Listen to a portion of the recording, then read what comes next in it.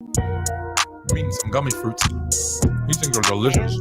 I'm so over you, Tone. Let me tell you about this dude that I have to deal with on a regular basis, right? So 1 minute it's the gummy bears, right? And then the next, he's got this latte going on in the morning, right?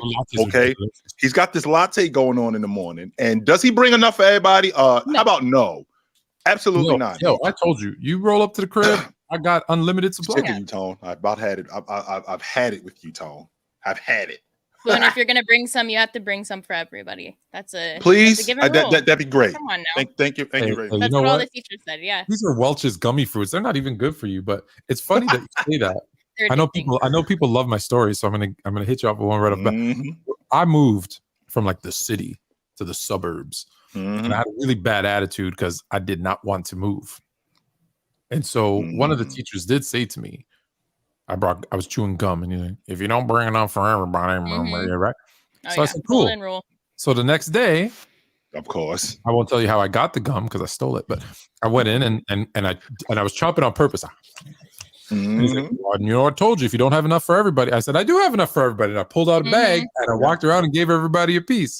Man, he was not happy. Oh my goodness. That's Tone for you.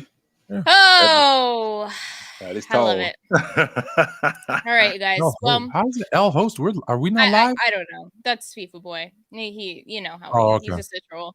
But what's up, chat? Definitely a troll. I think he's a moderator. We can use a troll. He's teetering between troll and moderator. But it's not looking good for him. But yeah, how was you guys were on the panel earlier today? How was that? It's what it is, H. You know, I walk into a fight every day. I know. Like, as soon as I walk in the door, Ticket's got something for you. Here we go. Here we go. I'm not gonna lie.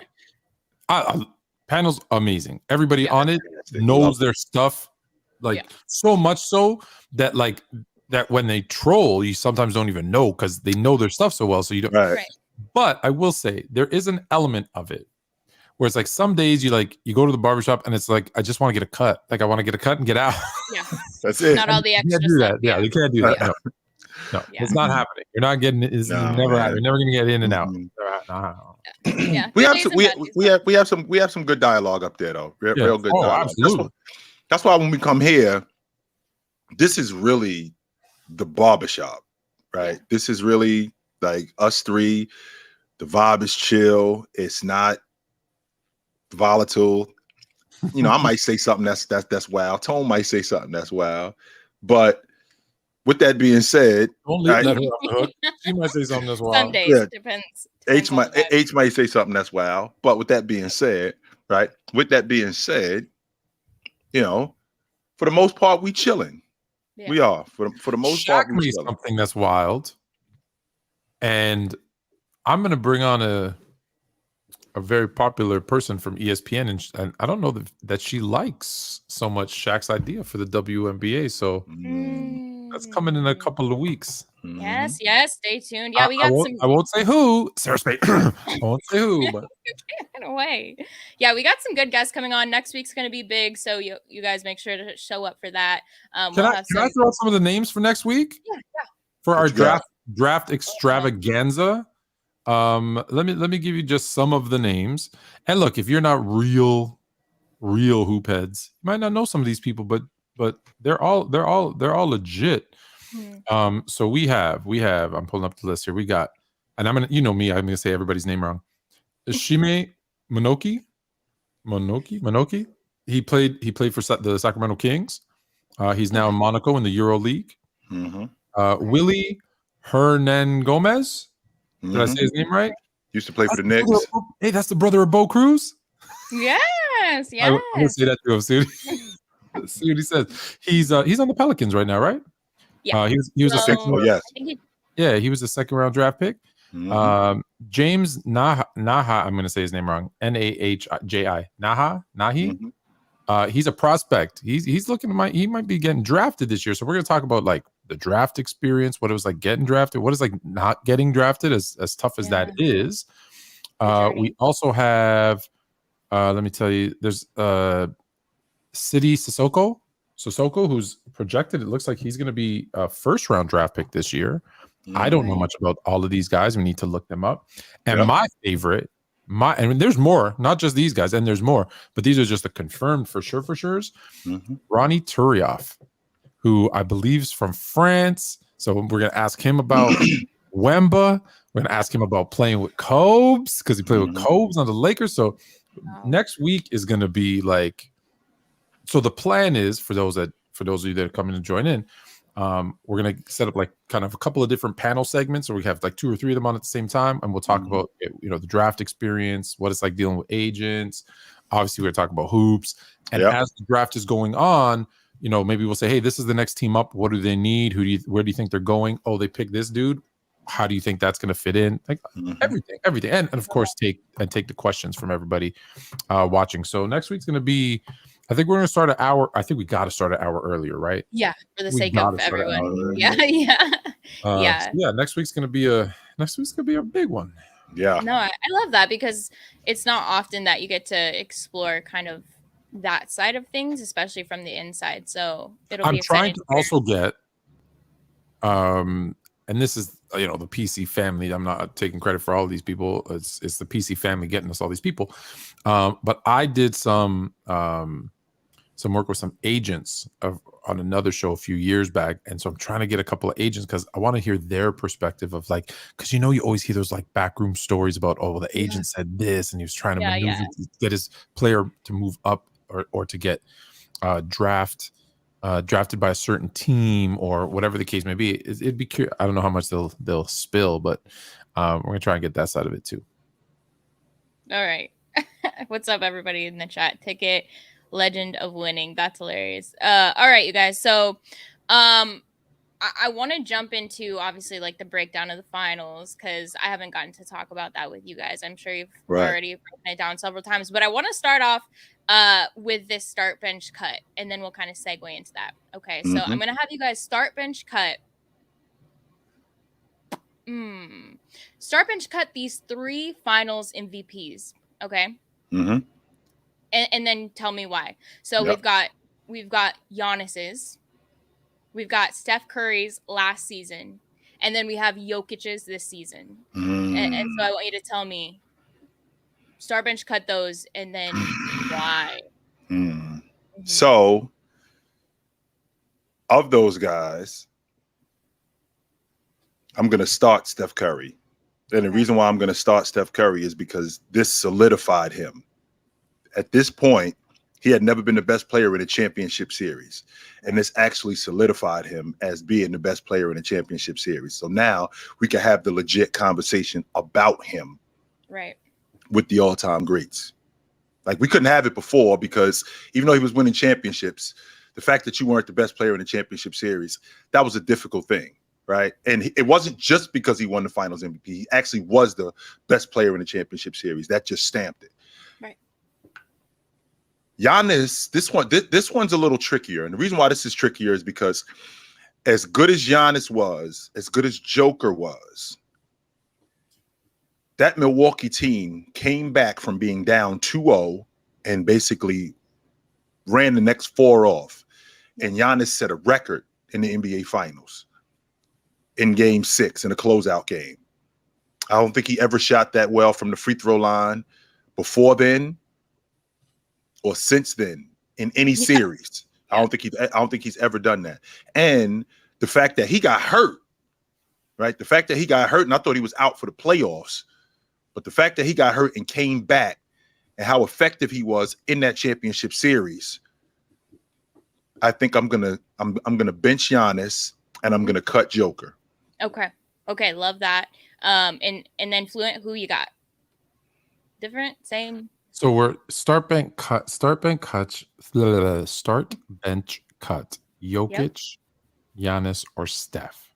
Yes. We're saying at their peak or right just now? Their finals MVP. The most recent. Their finals MVP. Their finals MVP. So that's this year's Jokic, last year's Steph. Yep. And is it the year before Giannis or the year before? Yeah, and the year before. The year before. The year before Giannis. So basically the last 3 finals MVPs. Yes. Damn. And you had Steph, Giannis, and you cut Jokic. His Finals MVP. Yeah. Mm-hmm. Wow. You know what? I'm gonna do the reverse. Okay. I'm gonna start Jokic. I'm gonna bench Steph, and I'm gonna cut Giannis. And it's not that it was bad. I still think Giannis has the potential to be the best player in the world. But offensively, in today's NBA, Jokic just does so much more offensively than I feel like both of them. Right. I think it makes up for his obvious deficiencies on defense. So I'm gonna go. Yeah, I'm gonna go the opposite. I'm gonna go. Which I had to walk back, Tom. Which I hate you that Giannis is my favorite player. So yes, that's hard you do. For me, right. Absolutely. And I had to walk that back. If you remember, I thought that I thought Giannis was a better offensive player than Joker until I actually sat down and watched Joker, and I was like, wait a second. Mm-hmm. But remember, I got to reevaluate that. I think I might be wrong. Yeah, which is true, and I think all of us kind of had to do that with the Joker. But here's the thing: this is specifically Finals MVP, and his defense was better during these finals. I said it. I told you all through the season. I was like, I questioned his effort. I did not question his effort in the playoffs, especially in the finals. So again, there's a difference between, and we talked about this, Jay and I. There's a difference between effort and just being unable to do something, right? Like there were times I pick on Ayton a lot where we see him just like not try, right? Like remember, there's that one. I know it's one sequence, but there's that one sequence where he's standing out of bounds on the baseline, watching his teammates fight for rebounds, and he's just watching, right? That's effort. I don't think I see that from Jokic, where it's like he's not trying. It's just, hey, some people just can't. I keep saying it. I don't care how hard you try. You're not throwing down a 720 dunk. No, you're not. Won't be there. You're just not doing it. So sorry. I can't hold that against you that you can't do that. So yeah. And so the reason I ask, and for the record, this is a conversation I had yesterday, and I had the exact same. I had Steph, I had Giannis, and I had Jokic. And the reason I thought this would be a good segue is because I think people are extremely divided on this Nuggets series and on what they could be. I think some people are discussing, this, the Nuggets look so much better compared to this Miami Heat team who at this point in the playoff run was so broken. And so, I mean, they were playing with like a 6-man rotation at this point. That was actually, sound you could count on, and you knew they'd be there and were healthy, to some extent, versus some other people are saying, no, this Nuggets series could run the next 5 years. They could absolutely dominate and make it to the finals maybe a couple more times. And so I kind of want to know where you guys are in that. And do you want, before we do that, do you want someone else's opinion on that start bench cut? Yeah, I do. All right, bring them up. Who you got? Yeah, bring them up. Who you got? Speaking of the devil, speaking of the devil, Ticket TV in the house. He in the house. What's up, homeboy? Speaking of, I'm waiting on Mars. Just relax. I'm waiting on Mars, sucker. Just relax. Speaking of, hey, if you're gonna have something, make sure you have enough for everybody. Yeah. Where's my cigar, homie? We've been over that more than once, more than twice. Hi. Okay, Ticket. Did you hear that star bench cut? We want your opinion. Nah, I ain't hear it. I'm waiting for Mars to come up here because I'm finna put some heat on these two chumps because they talk too much. You're good, Hailey. I really like how you control the show. But these two dudes are two cappers, and we gonna handle this fight. I'm gonna go find Mars. Okay. What are we? What's the issue? I don't know. What are you coming on to Is this from today? Is that where? Oh, okay. Unfinished business. Apparently, Ticket one of them dudes. He get roughed up and then he'll come back with his ball. That's what Ticket is. Like he'll get beat up. You're waiting for Mars, so we're gonna wait for Mars. Is it okay if I put you backstage? We'll continue when Mars comes up. We'll bring you both up, or is Mars there with you? Where is he? Isn't Mars in England? I have no idea. No, he's not. He's not there. Never know what's gonna happen. I can tell you that right now. Yeah, he's coming here. So we'll wait for Mars. In the meantime, Ticket, we gonna have you waiting back. We'll keep going. We're gonna have you waiting backstage. When Mars show up, then we can get it on. How about put him in the green room with all the liquor?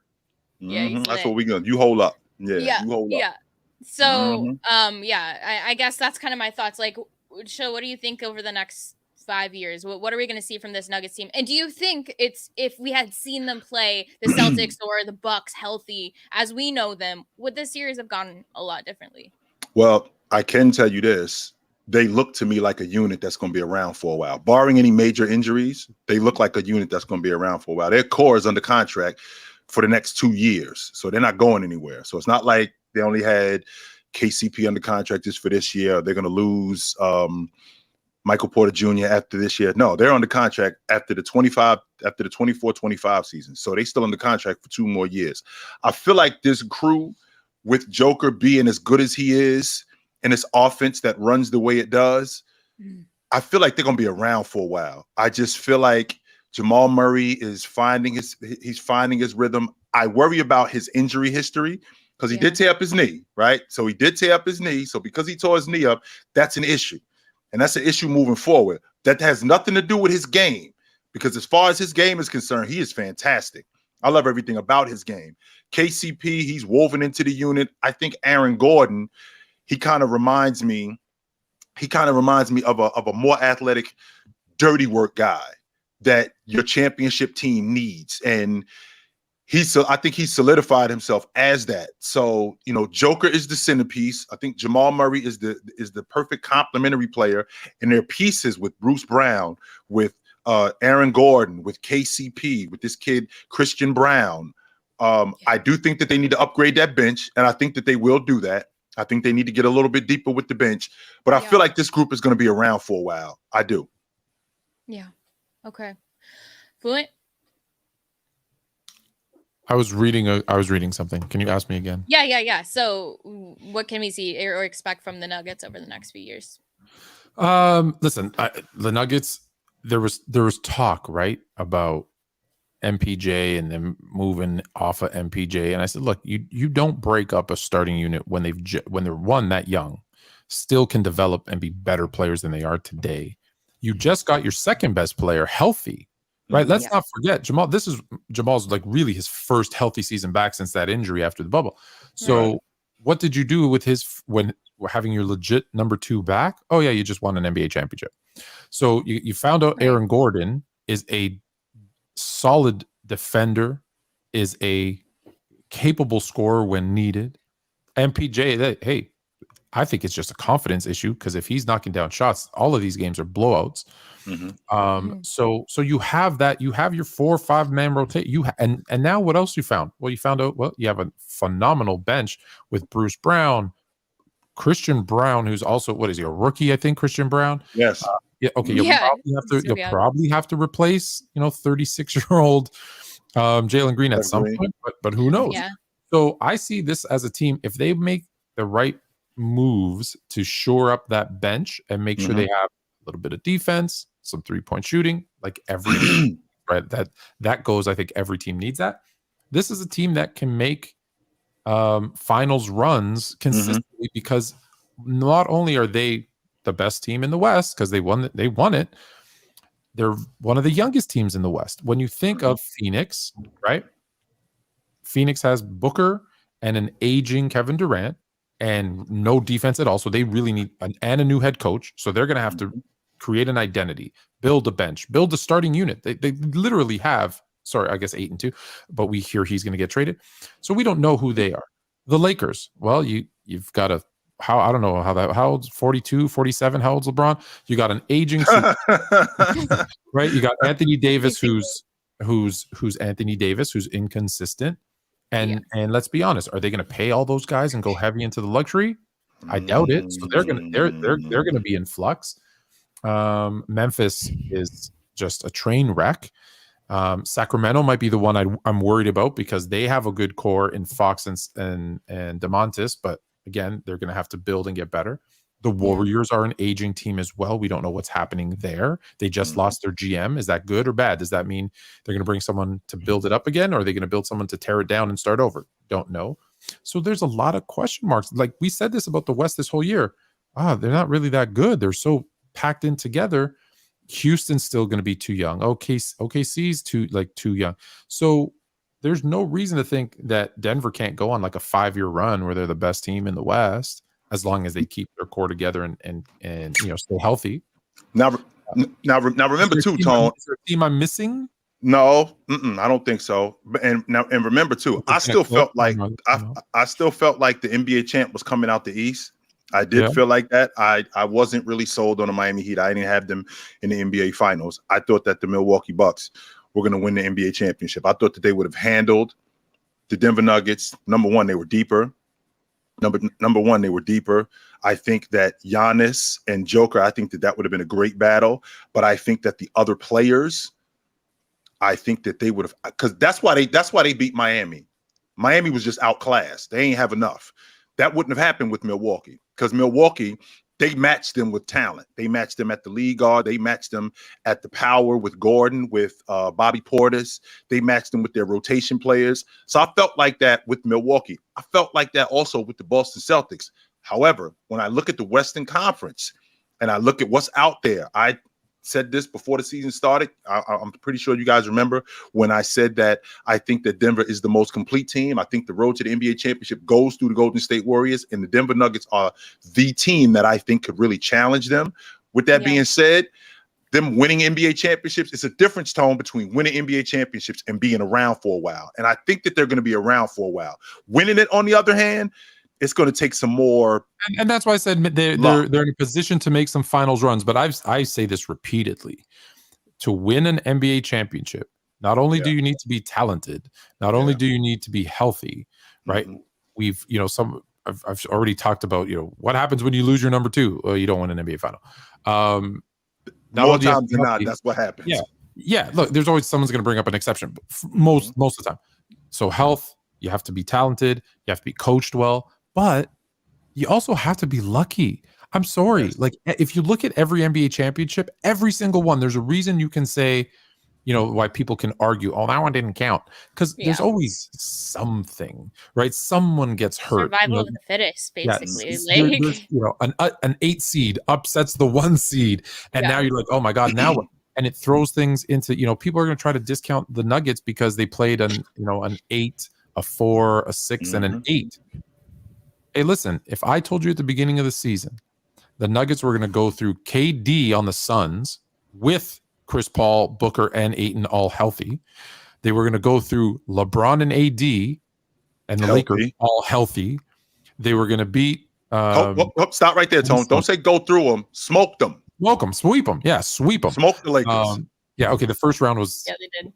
Yeah, and Chris Paul was injured, but I mean, Minnesota. We ain't talking about Minnesota.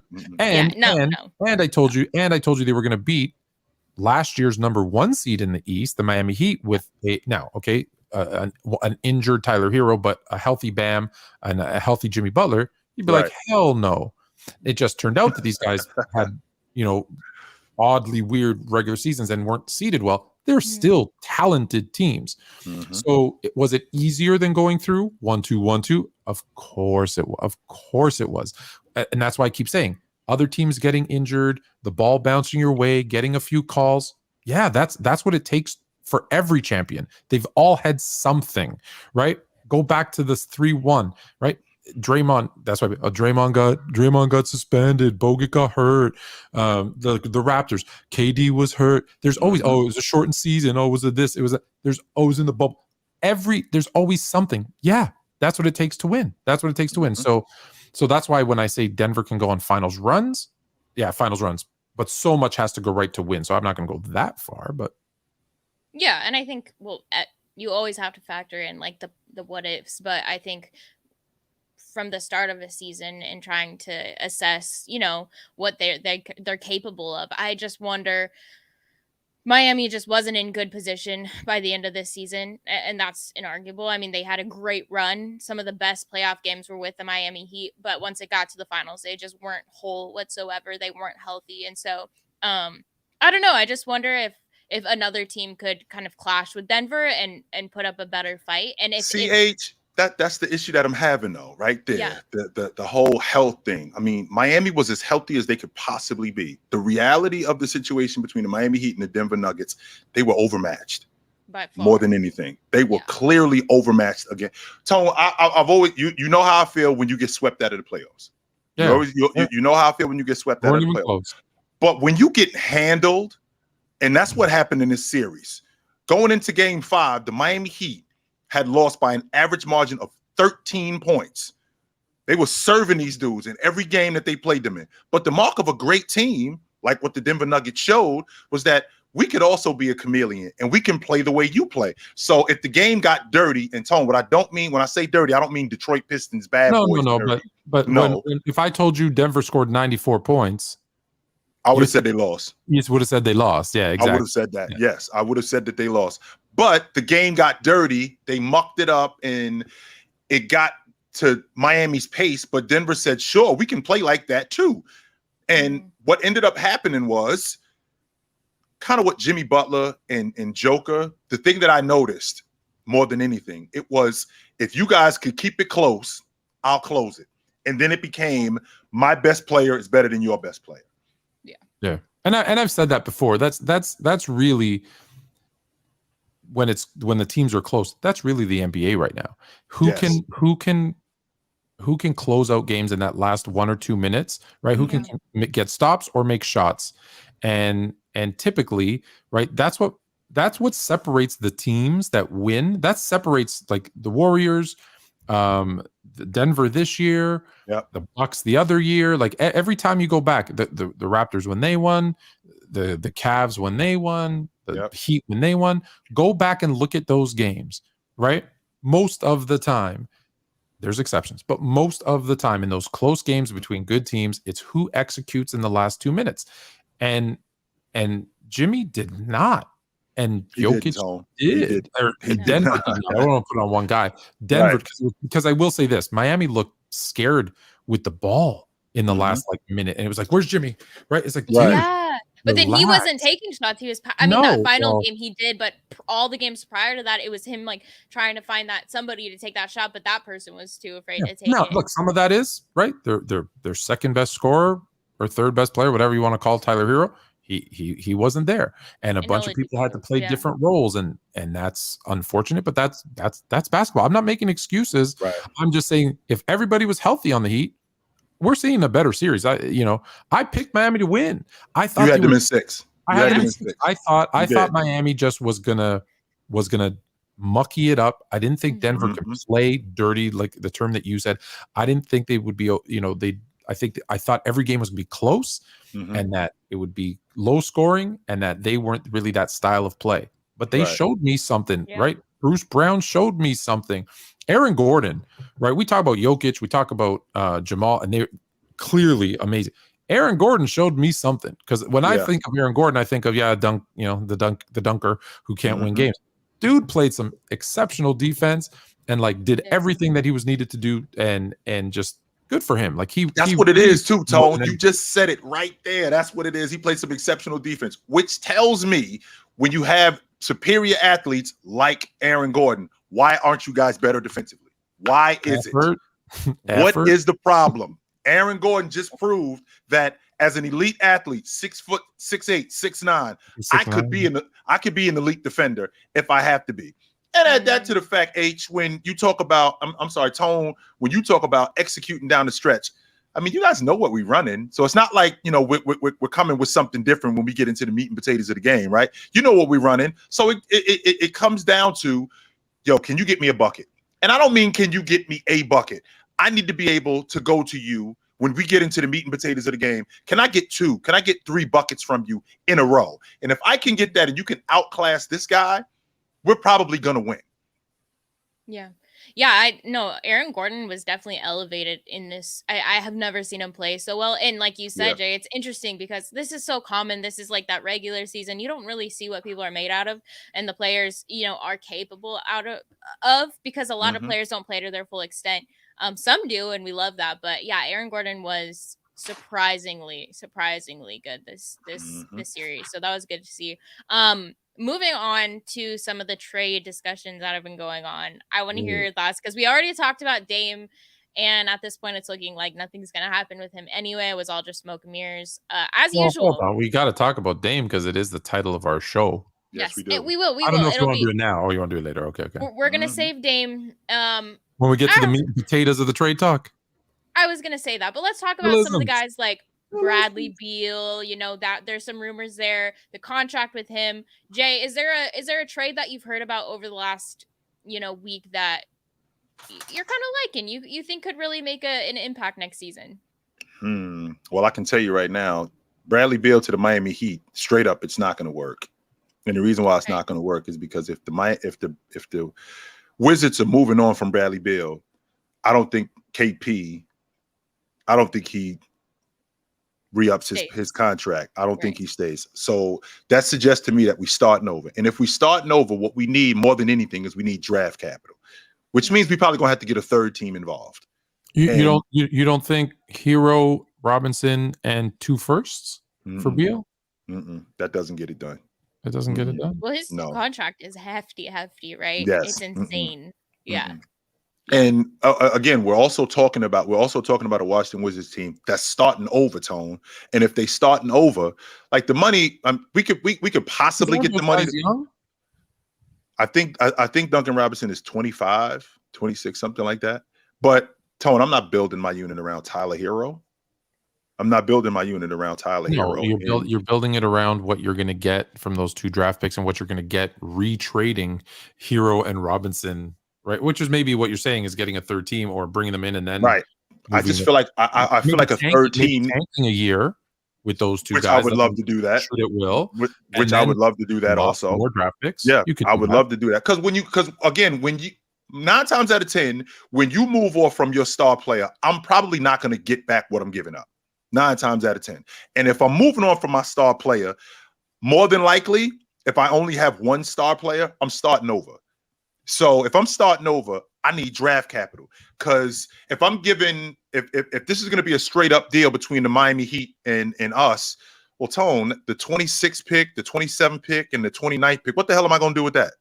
I can't do anything with those picks, right? Yeah. I need better picks than that. So in order for me to get in order for me to get better, substantially better, I need high draft picks because I'm gonna suck more than likely.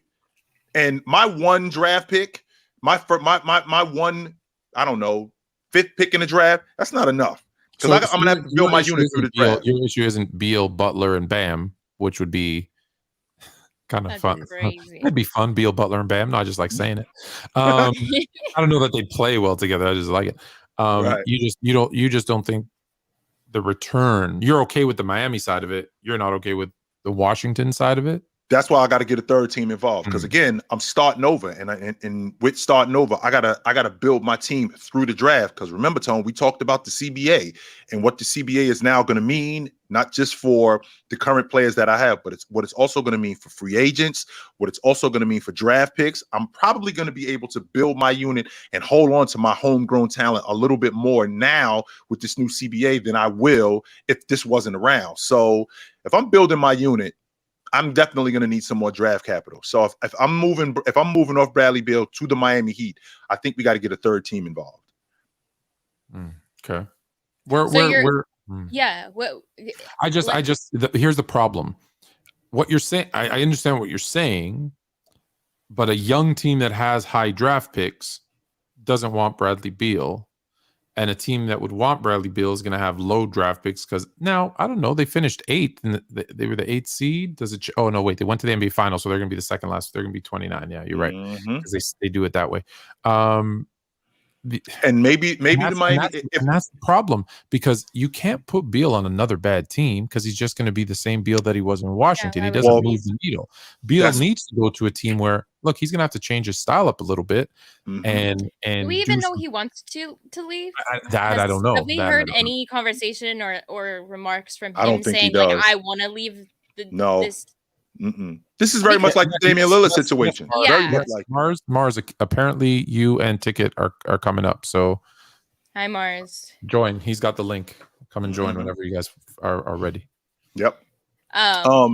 Yeah. I don't know. To be honest with you, Tone, I don't know if you bring a third team in, like you said with the draft picks. I don't know if Miami is done trading players because we may be able to. If you get a third team involved, we may be able to maybe sign Gabe Vincent and move him to Indiana. And you might be able to give us another guard. Restructuring everything. Well, again, we're talking about they need some bigs. Yes, we do. We definitely need some more big guys, right? We need some more big guys. And if I'm Washington, the third team that has to get involved has to be a team that's willing to give up some draft picks, but get something from Miami. Because I want draft picks. I'm giving up my best player. So this is probably going to be between those two guys, those two teams, Miami and that other team, because they want some players. I want the draft picks because I'm giving up Bradley Beal. Okay. So that's what I'm thinking. I don't know. I don't know that Miami's the right fit then. Yeah, that's what it's sounding like. It's too much trouble for what it's worth. Maybe. Well, answer this. And is he even the right fit for them? Like you said, I think so, because what were they lacking? They were lacking offensively, even with the lack of size. Even with the lack of size, like you're gonna have Oladipo coming back, and he's a good defender. You know, you'll have maybe some. They could trade him. Maybe they could. I think he's over. I feel the way I feel about Kawhi Leonard. That's how I feel about Oladipo. I think he's over. Yes. You think Kawhi's done?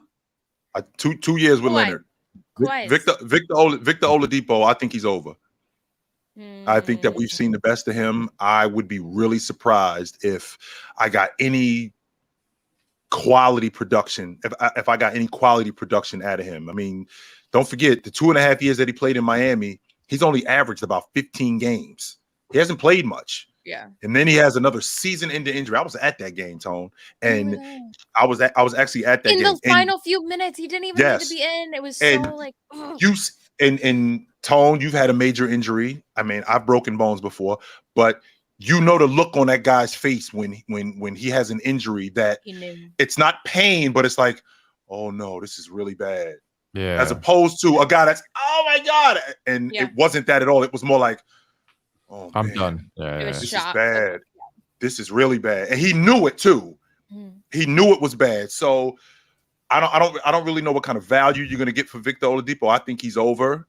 I would love to see him come back and be productive. I would love that. That would be fantastic. But I don't think that you're going to get a lot of. I don't think you're going to get a lot of value for him.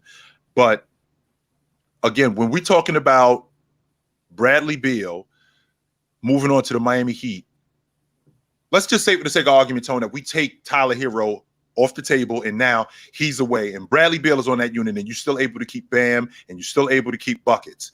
And you got a formidable big to play alongside of Bam. Bradley Beal, the difference?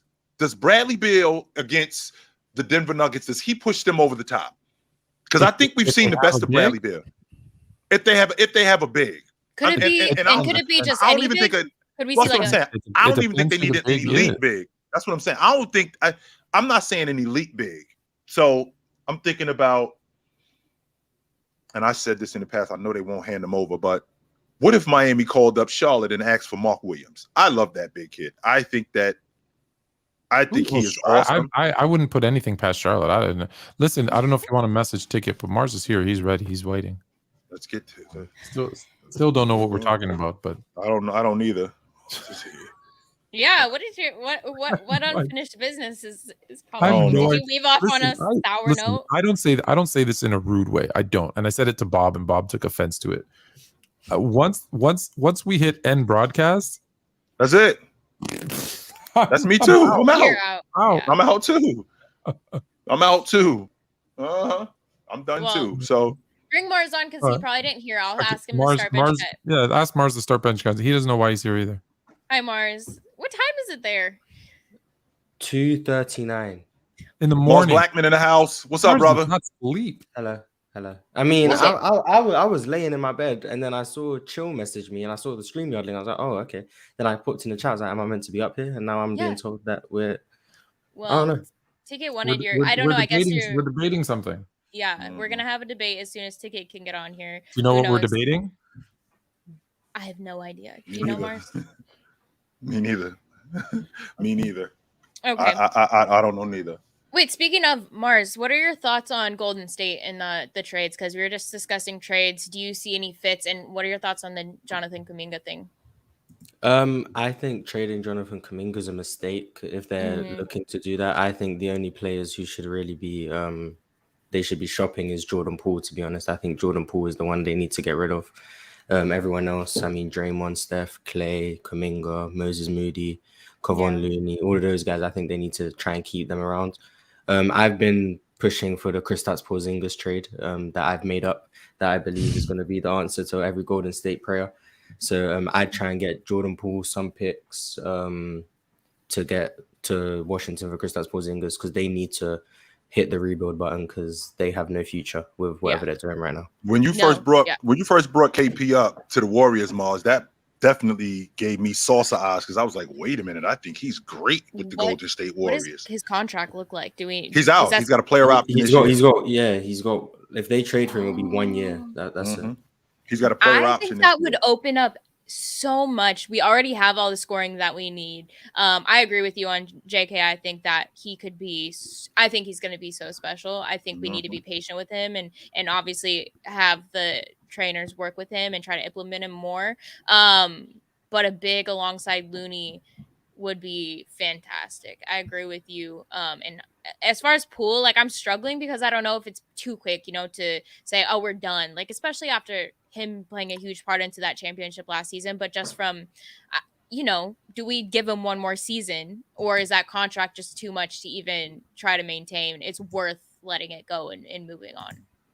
They never even should have paid him, to be honest. When they paid him, it was a mistake, but now I think they've realized that. Well, I hope they've realized that. No, and then they should trade him.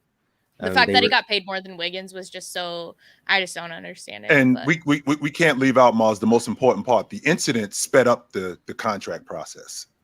I mean, someone gets punched in the face. I mean, you kind of have to appease them by. Wait, he got paid after that? I thought it was prior to that. He got paid. No. He got paid after that. It definitely sped up the process. Like, we got to get this. We got to get this done because I think they should have just traded him. I think if that incident doesn't happen, I'm not saying that he doesn't get paid, Mars, but what I am saying is that I think that we drag this along a little bit further. I don't think that it happens immediately after. So when he gets punched in the face, now we get all kinds of speculation, and you know as well as I do, perception is reality. And if you get enough people talking, he's probably going to demand to be traded because I don't know if this is a safe workspace. I don't know if I can play with Draymond anymore. I don't know if I can. I don't know if the Warriors are a good place for me. Well, if you hear that 200 times, you start to think, well, maybe he's right. Maybe he shouldn't be here. Maybe we should move on from him. But instead, the Warriors kind of got in front of that and decided, well, here's what we're going to do. Let's pay him and let's get this whole thing over with. Which was a mistake. They should have just traded him if they thought it was going to be an issue. In my opinion, they traded James Wiseman. I mean, they clearly had no issue letting go of some young players. So I mean, Jordan Poole should have just been right out there with him. No, go ahead, Jay. You probably got. I'm not going to say you got all of what you're going to get out of Jordan Poole, but I mean, I don't know how much better he's going to get with Curry and with Klay Thompson. I don't know how much better he's going to get than what he is it fair to is. him too to try to like have him be a bench player when he could go to like Indiana or he could go to Charlotte or something and play a major role versus where he's at right now. But maybe we can get the Warriors involved in that third team with the Miami Heat and the Wizards. Okay, I like it. What about Draymond and Klay? Thoughts on those two, and will they be Warriors next season? They have to be. I mean, sort of out of respect at this point. I mean, what they've meant to the dynasty, you can't really just. I mean, you're not useful to us anymore. Goodbye. I think that's disrespectful. Do I think? I think that's the right thing to do.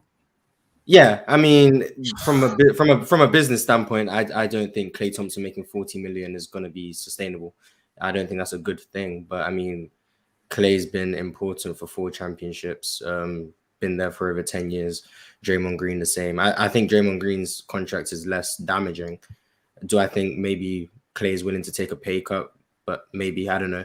But I think you do everything in your power to keep those two around, considering everything they've meant to the franchise. And I don't think they're competing for a championship per se. I mean, I don't think they're favorites. So I think if you can get Klay and Draymond to buy into some sort of competing, if they take less money, I think they'll be down for it. And I think you do what you can to keep both of them, in my opinion. Yeah, Yeah, I agree. I just think that they'll all retire Warriors unless something crazy goes down that we just don't know. If the new GM just comes in and is just like absolutely wild and out, and the only one he wants to keep is Steph and Looney or something, like maybe, but I think they'll all retire. I think Draymond getting the statue. I said it. I said it. Yeah. I think Draymond getting this. So 100% he getting his jersey retired, but I think Draymond. Oh, yes. I think he getting the statue. I can't. I know you hate it, Tone, but I think Draymond getting the statue. Everybody's getting the damn statue and they're just retired. Like, you know what happens when you do it for everybody? It means less. It means less. So would you not retire Draymond's jersey? Me, no, because I don't believe in retiring anyone's jersey. So, no. Okay. But if I'm the Golden State Warriors based on historical stuff, yes, you retire his jersey. I'm not like, you know what I'd rather do? You know, I like the Ring of Honor where they put up their number with their name. Hey, give them a little statue right there. Give everybody a little statue right there. Because if they're that good, they're going to get a statue where it matters in the Basketball Hall of Fame. Listen, Draymond's going to get one of those too. Yes, he is. He might. He is. He will. No doubt. Okay, should we? So is ticket coming through? I don't know. We lost him. All right, we'll see if he comes. We're not gonna hold you too much longer, Mars. If Ticket doesn't show up in the next couple minutes, you can go if you need to go. No doubt about it, Mars. We're not gonna hold you too much longer. So I like how civil it is up here. I mean, just you can stay. Yeah, you can stay for a bit if you want. This is the title of the show. Up. Just so you know, Mars, as you can see, the title of the show is Fluent and what? Fluent and chill, very chill. Yes, very, very chill. That's what we do around here. This is not, what we do during the day. No, This is during the day. During the day, let me give you an example. During the day is this, and on our show, it's this. This is a very different vibe. Not the same thing, Mars. Not. I come in with my boxing gloves when I'm in the morning. I'm prepared to get it on. Speaking of boxing gloves, can we take a moment just to pause? Has anyone watched Creed 3? Yes. I actually haven't. I saw the first two. Is it good? I haven't seen any. I don't think so. I don't think it's very good at all. No. Jay, I didn't hate it. I didn't hate spoilers, but no, I didn't hate it. I didn't hate it. Throwing tomatoes at the screen. It could have been done in 2 movies. They had to go for a third. Let's just say Adonis Creed.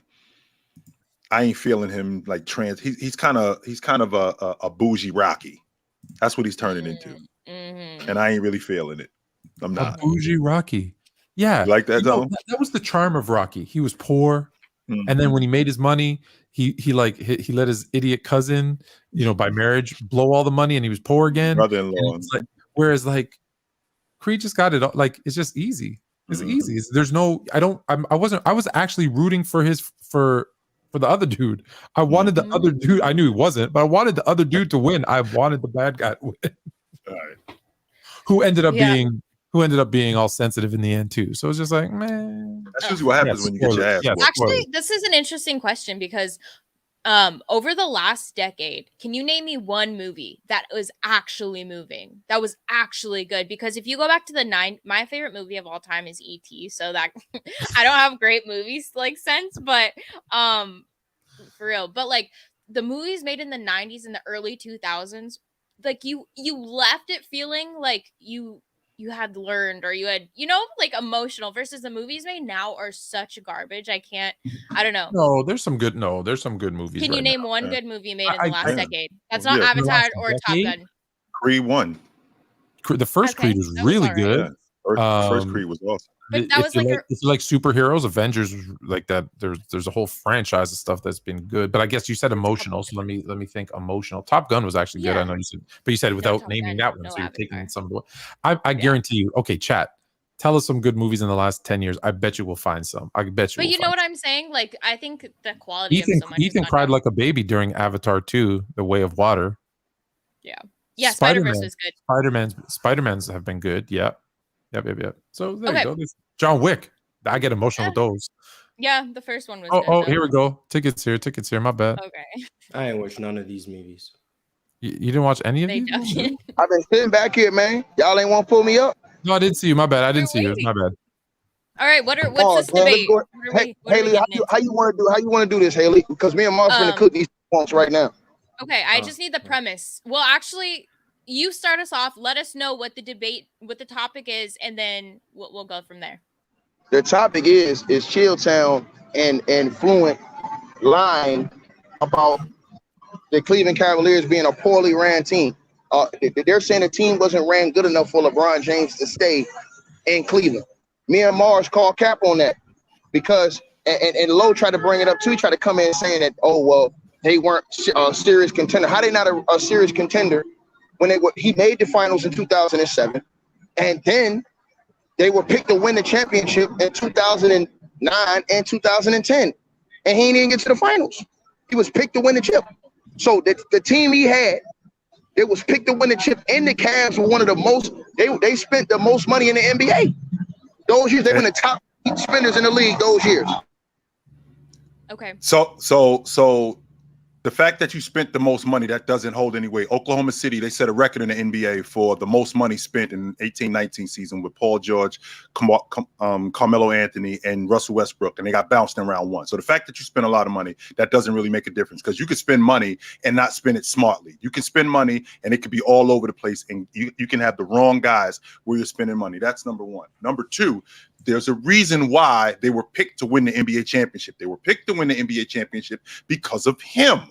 That's why they were picked to win the NBA championship. And why was they picked to win the NBA championship? Because of him. Because of what I said to you earlier. The reason why they were what they were, so that 08-09 season, like I said, he led the team in points, rebounds, assists, blocks, and steals. There is no player that I remember in the modern era who had done anything like that. And been that responsible for everything on the crew. When you're a great player, Kobe Bryant wasn't responsible for that. Jordan wasn't responsible that much for that. Jabbar wasn't responsible for that much. Magic wasn't responsible. Bird wasn't responsible. These guys all weren't responsible for that much, but James were. So in saying that, the stance is that the Cleveland Cavaliers were a poorly run organization. What I will say is they weren't ran like the Detroit Pistons. They weren't ran like the Boston Celtics. They weren't ran like the Los Angeles Lakers. They were ran differently, and to their detriment. That would explain why they didn't win. And what I'll add on to that is why I say they weren't very well run is the one for me. The thing that shows me a good, well run organization is bringing in the right people, especially through the draft, developing them, and stability. So they had stability. Basically, was LeBron James and Mike Brown. That was their stability after the first 2 years of Brown. I think the next 5, it's Mike Brown every year. But let me, I did a little bit of research because you came prepared today to the panel. So I pulled up a couple of things. So after that 07 run, you mentioned all these guys as being really good players. Donyell Marshall being a really good three-point shooter. Drew Gooden being a solid player, rebounder, et cetera, defender. So they trade away after the 07 championship. They trade away Marshall. They trade away Ira Newble. They trade away Shannon Brown. They trade away Drew Gooden. They trade away Larry Hughes. They trade away Cedric Simmons. So they trade away 6 dudes to get back Joe Smith, Ben Wallace, Wally Zerbiak, Delonte West. I don't think that's an upgrade. They then use their draft pick, number 19, on J.J. Hickson. Now, hey, draft picks are easy to say in retrospect, but 2 picks later, by the way. I like Serge Ibaka ends up being much better. They then turn around and trade Joe Smith and Damon Jones for Mo Williams the following year. So now they're messing around with the roster again. They then sign these amazing Anthony Parker, Jamario Moon, and Leon Poe. And then midway through the season in February, you love the Antoine Jameson. They trade for Antoine Jameson and Sebastian Telfair, and they trade away Big Z. And so in that 3-year span, they traded away like 25 players and brought in a bunch of new players and only had they had 2 draft picks. One was number 30. They picked a guy who never played. So that is an organization that doesn't sound like they have a plan. It sounds like they're being reactionary. Mars, before you go, Mars, let me cook this clown real quick. Here's why that's cap. Here's why that's cap. Here's why that's cap. Wherever LeBron James has been at, when has the team ever been secure, sir? This ain't the panel, so let me finish.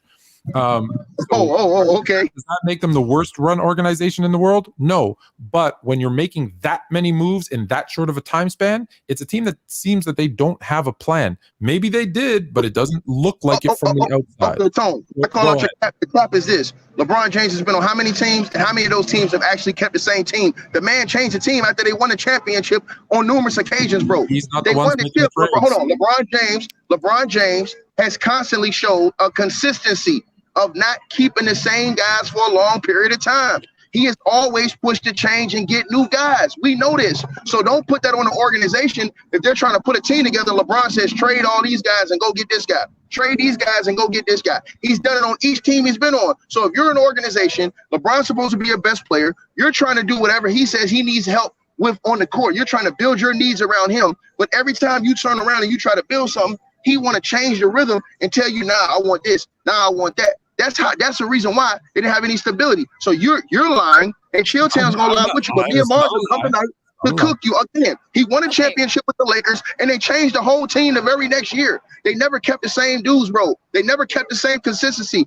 Whenever he went to the NBA Finals, bro, look on the next year, it was dudes that changed, people that rotated his entire career. You have never seen LeBron James go a 6-7 year stretch like KD and them did with 3 or 4 guys. Either he leaves or he sends them guys out. Mars. Okay. Okay. Now I know why. Yeah, now I know why I'm here. So this helps a little bit. I think when it comes to the highest payroll in the league, even though it didn't work, like similar to OKC, I think that shows that the team is trying to compete. They're doing what they have to do to get a unit around LeBron. When you're a small market like Cleveland or OKC, you tend to have to overpay to get people to join your team. That's why you end up giving a washed up Shaq 20 million, even though he's not worth that at that point. You end up having to overpay these former stars to try and get them to come to your team. And I think that's why they probably overpaid for a lot of people. But I think that shows the intent that they are trying to build a successful team around LeBron. And the roster turnover, I think, is also them trying to look, this team didn't work. Let's trade this guy. Let's tinker with this, move this guy to get a new guy in. Maybe this will work. And then that doesn't work. And then they're bringing in a bunch of swap isn't tinkering, though. No, because they were making a bunch of 3-team trades that were, I don't know. I don't think they really made sense. But I think it shows. I don't think they were the best run franchise in the NBA. I'm not trying to say that. What I'm making the argument of, and I don't know if Tick is making the same argument as me. What I'm making the argument is of they were doing everything I think they thought was possible to try and be competitive and win with LeBron. Now, did it work? No. Did they do the best they could? Yes. Was it the best anyone could have done? Probably not. But I think people just give them too much criticism and say they did nothing to help LeBron when I think they were doing everything within their power with the roster they had to compete, and they made the best decisions for them. And I don't like that people just say, well, this team was only good because of LeBron. We only picked them because of LeBron. I mean, that applies to every team. You don't pick the 08 Lakers or the 09 Lakers without Kobe. You're not to that extreme. You don't pick the Bulls without Michael Jordan. I mean, the best player is going to be why you pick a team. Of course. Yeah. So I don't like people just saying they were this good only because of LeBron. And I don't like people saying they couldn't win because LeBron had no help. I think the truth is somewhere in the middle. LeBron James had a team built around him, and they were going to go as far as he took them, and he couldn't get them over the hump. And that it is what it is, and it didn't work out. And then he left and went somewhere else. But I don't like people just saying Cleveland just did nothing to help him. Well, as I said on the panel, what I said on the panel was they weren't a very well-run organization. I didn't say the worst. I said they weren't very well-run. And LeBron didn't do his job too. Remember I said two things can be true at the same time. Yes, I think two things can be true, 100%. Well, I'm telling you, when I see that many players moving, I don't care if LeBron is asking for them to be moved or asking for more help, because he does that. I get it all the time. I don't care. I'm the GM.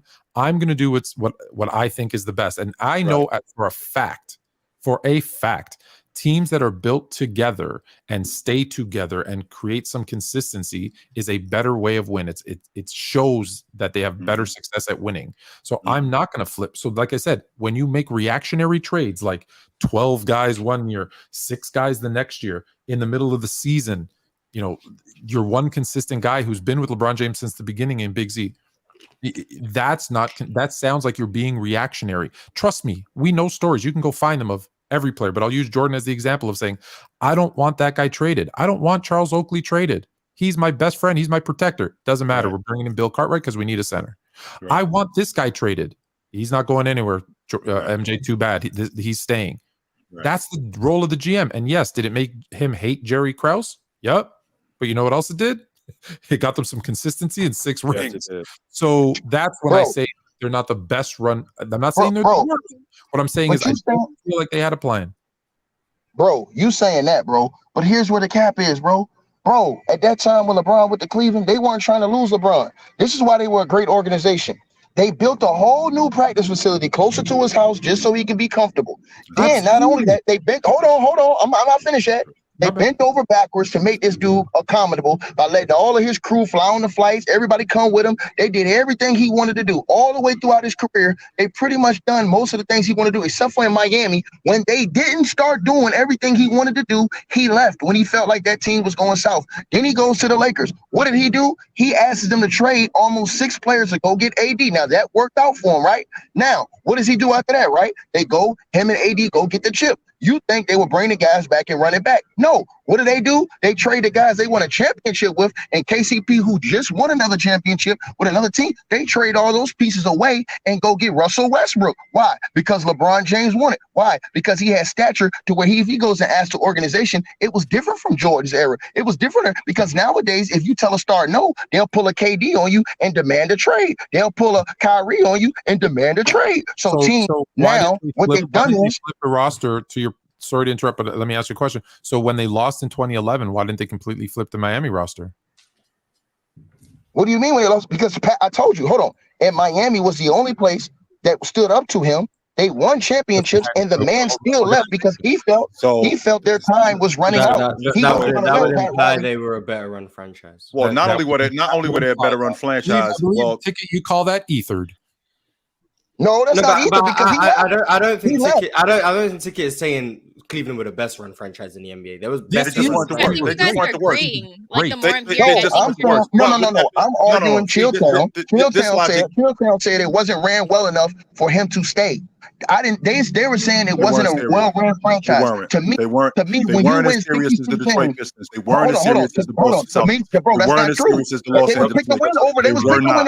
They were not. And they were picked to win over these guys primarily. They were picked primarily because of LeBron James being there. That's a lie, bro. They were picked to win not a lie. So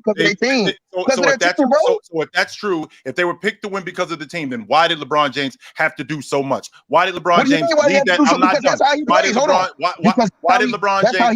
done. Why was he the only player in the NBA averaging 25, 7, and 7? He was the only player well, he didn't do that when he was in Miami. He didn't do that when he got back to Cleveland the second time. He didn't do that then. But let's rewind the clock back to when he was playing in Cleveland the first time. Why was he the only player in the league averaging 25, 7, and 7? Why was he the only player in the league? No, he didn't. He didn't. Once again, no, he did not. I just told you that he didn't do that the second time he got back to Cleveland. He didn't do that when he was in Miami. So that's not the way he played. So that's not true. Oh, you're lying, bro. No, I'm not. He ran from Miami. When he thought they was getting weak, what you're doing is you're turning this into something else. That's what you're doing right now. Did he not leave Miami? Hold on. We agree. Cleveland. Let's stay focused. Hold on. Fluent and Chill. We all agree Miami was a great run organization, right or wrong? I don't think he ever. To be honest, why after winning 2 out of 4 championships did he leave? Guess what? They still showed you they were a great ran organization. Hold on. They still showed you they were a great ran organization because 4 years after he left, they were still in the NBA Finals, man. Stop if you can't let him finish. Okay. Hey, Hailey, they easy to beat. You need to come ride with the ticket. Believe that. Ride with the winner. Anyway, no, I got you. But anyway, go back and forth, so it's not too crazy for the chat. The point that I was making was, you have great players.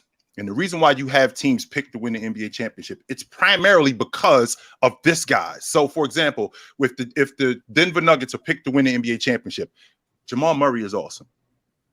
Aaron Gordon is awesome. But the reason why they're picking them to win the NBA championship is because they got Joker. The reason why the Milwaukee Bucks were picked to win the NBA championship, as good as Drew Holiday is, as good as Bobby Portis was playing, as good as Brook Lopez was, it was because they had Giannis. Can I ask you a question? And that's the same logic. What was going on with LeBron? You just asked me a question. No, I just want to ask you a respectful question about Jokic.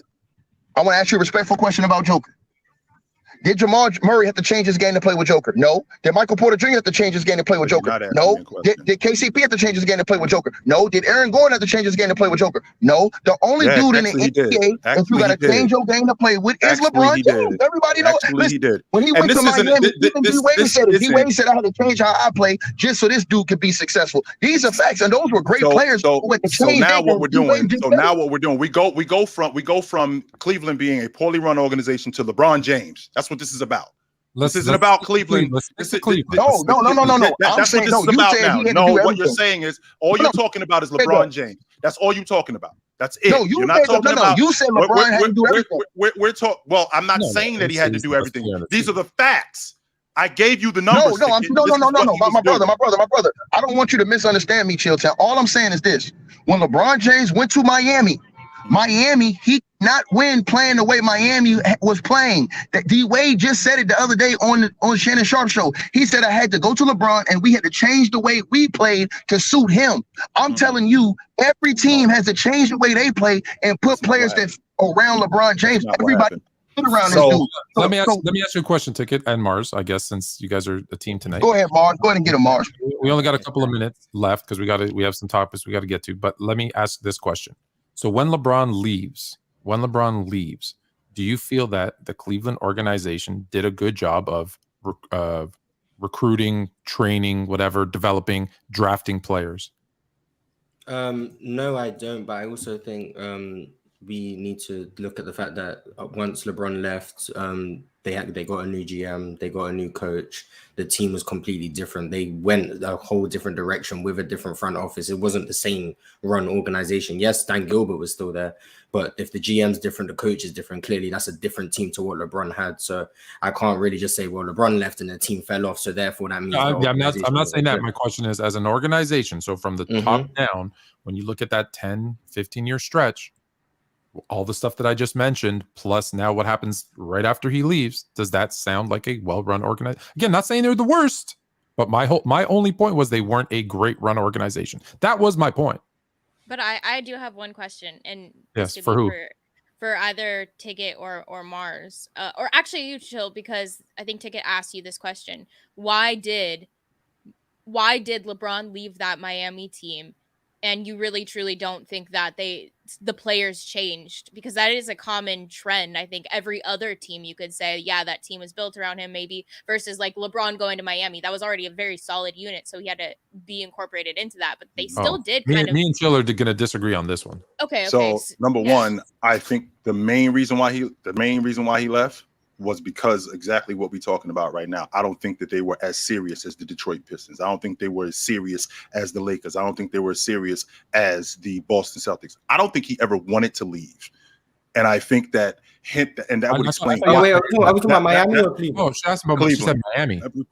That's what I'm talking about. Yeah. This is what I'm talking. I'm talking about Cleveland. I don't think he ever wanted to leave, which would explain why he came back. I don't think he ever wanted to leave in the first place. But he asked you about Miami, though. So you're saying he left Miami because he never wanted to leave Cleveland, so he wanted to go back. That's he wanted to do that that's first. Exactly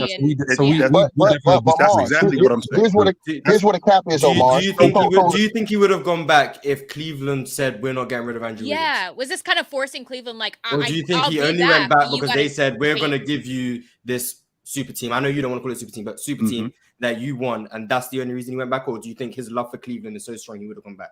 I think that he went back because they recognized that they recognized how serious he was about winning, and they had to get on his page about what he was doing.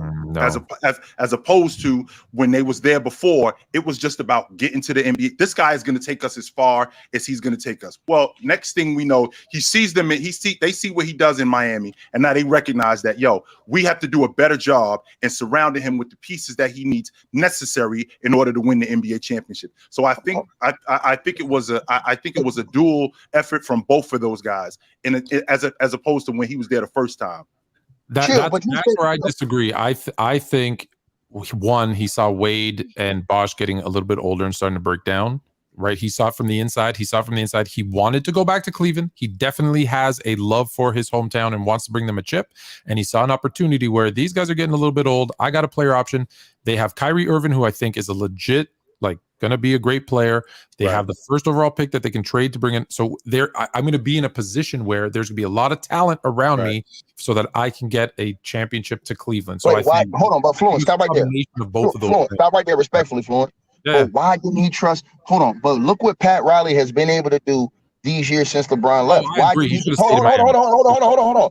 But y'all talk about good ran organizations. So he was winning chips in Miami. Why wouldn't he trust Pat Riley to be able to make the necessary moves on that team to stay and win more chips? The reason why, because like you said, Chill Town, when he went back to Cleveland, they weren't winning too many games. He went over there and they did everything he wanted to do again. And one last thing, before he left, remember, when he lost, everybody blamed it on Mike Brown and said Mike Brown's offense was too bad, that they didn't have a good enough offense. They fired Mike Brown just to try to keep this dude. They did everything they had to do just to try to keep him, and he still left. And then look at this. When he left, they hired Byron Scott. Byron Scott didn't work out, so they rehired Mike Brown because they liked Mike Brown. Then when LeBron came back, they fired Mike Brown again for no reason because LeBron was coming back because they knew he didn't want to play for Mike Brown at that point, bro. Let's be real, man. Right. We're talking about the truth. So again, in my opinion, the idea of him leaving Miami, I don't think it was because Wade and Bosh were breaking down. Because if you fast forward the clock, I believe it was the 15-16 season when Bosh has that blood clot in his leg. If that doesn't happen, I think the Miami Heat are a legit shot of being back in the Eastern Conference Finals. I think they're right there. So you don't think? Hold on. So you disagree with me, Fluent, and Mars, and Hailey probably too. You don't think he left because he saw D Wade breaking down in that last finals when they played against the Spurs, and he seen that Chris Bosh went and stepped up. I think his contract was up. You asking me a question? I'm about to finish my question. So you think that LeBron James, if he thought he could win more championships with those guys, you think that he still would have left and went back to Cleveland, even if he thought he could win more chips in Miami? I think that he left because he never wanted to leave Cleveland in the first place. You a lie, man. Why am I lying, Ticket? What am I lying about? Wait. So let me make sure I'm clear here. I want to make sure that we're clear here, right? So that Miami Heat team, Dwayne Wade and Chris Bosh, we saw what they turned into in the 15-16 season. Chris Bosh was an all-star that year. Dwayne Wade was still playing at a high level. So I personally think that if Chris Bosh doesn't get hurt, they got a legit shot to get back to the Eastern Conference Championship. I think that James saw how good they were. I think that he didn't want to leave Cleveland in the first place, and I think he wanted to go back home and finish what he started, which would explain why he went back, because he could have went and played anywhere. I believe the second part, that he wanted to finish what he started. I know that it meant a lot to him to bring a chip to Cleveland. That I understand. I'm having a difficult time saying he never wanted to leave. I'm having a difficult time believing he didn't leave Miami because he saw Wade and Bosh breaking down, because the second part of what I'm going to say is, why did he leave Cleveland the second time if he wanted to be in Cleveland so much? That's facts. Why did you leave Cleveland when they were doing all the moves for you in Cleveland the second time? And listen, hold on. He wanted you to pay J.R. Smith.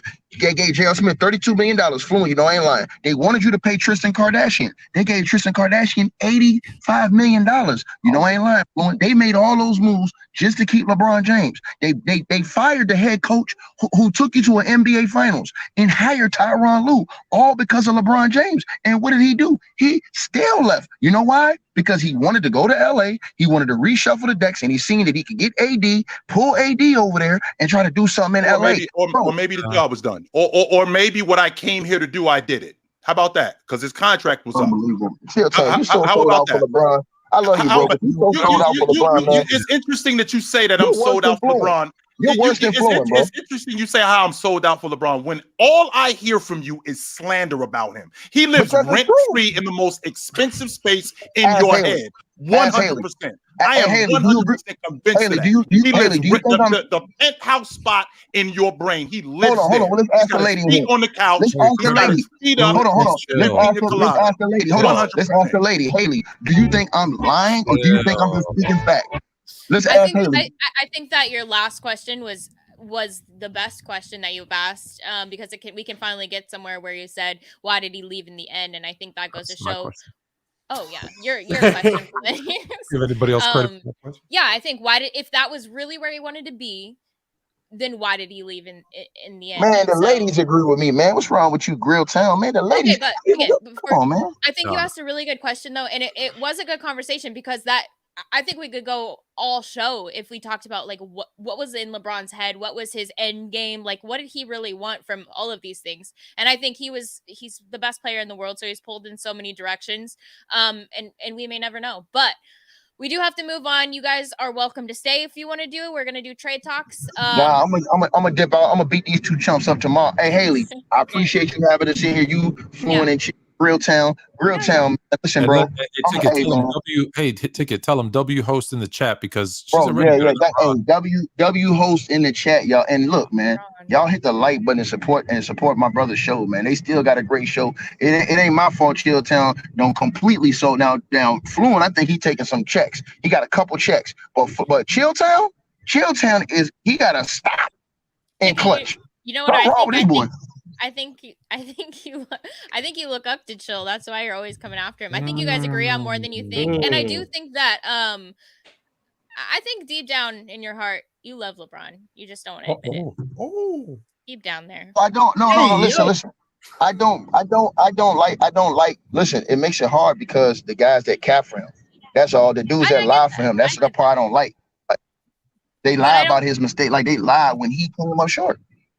Yeah, no, there's I mean, we're all biased in the players that we love, but no, we appreciate you both coming on. Thanks for coming through, Mars. I appreciate you, brother. No problem, man. I appreciate it. Go get some sleep, man. Go get some sleep, Mars. It's late.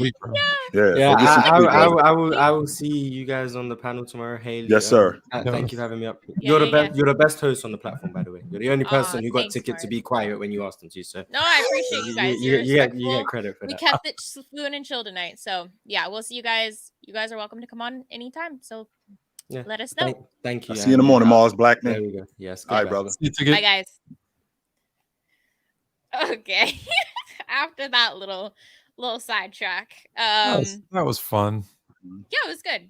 Got the energy up for sure. I never ever will complain about talking to people who know basketball, even if their opinions differ. I had a guy just now on Instagram message me and be like, yo, love your guys' show, love what you're doing. I disagree with everything you say, but and I go, that's cool. It's good. It's fine. We can disagree. That's okay. Yeah, man. My grandmother told me. My grandmother told me when I was a kid, if we agree on everything, one of us shouldn't be here. Yeah. Good point. I agree. All right, we'll jump into a little bit of hold on, I got a question from the chat. From the chat. Yes. Is she Fluent's daughter? No relation. But I'm probably family not, though. Yeah. But I'm probably not like two. I'm like in between. How old are your kids? Your twins? Are they like 10? 9. They just turned 9. Oh my goodness, so cute. I saw that picture you posted with your wife and the kiddos. The Blue Jay I don't know game? where you were. We're at the Blue Jay game. Yeah. It's right here. We're down on the field at the Blue Jay game. Yeah, we had a blast. Oh, that's dope. When was that, Tom? So cute. We went to the Toronto Blue Jay game on Sunday, and after the game, so it just passed.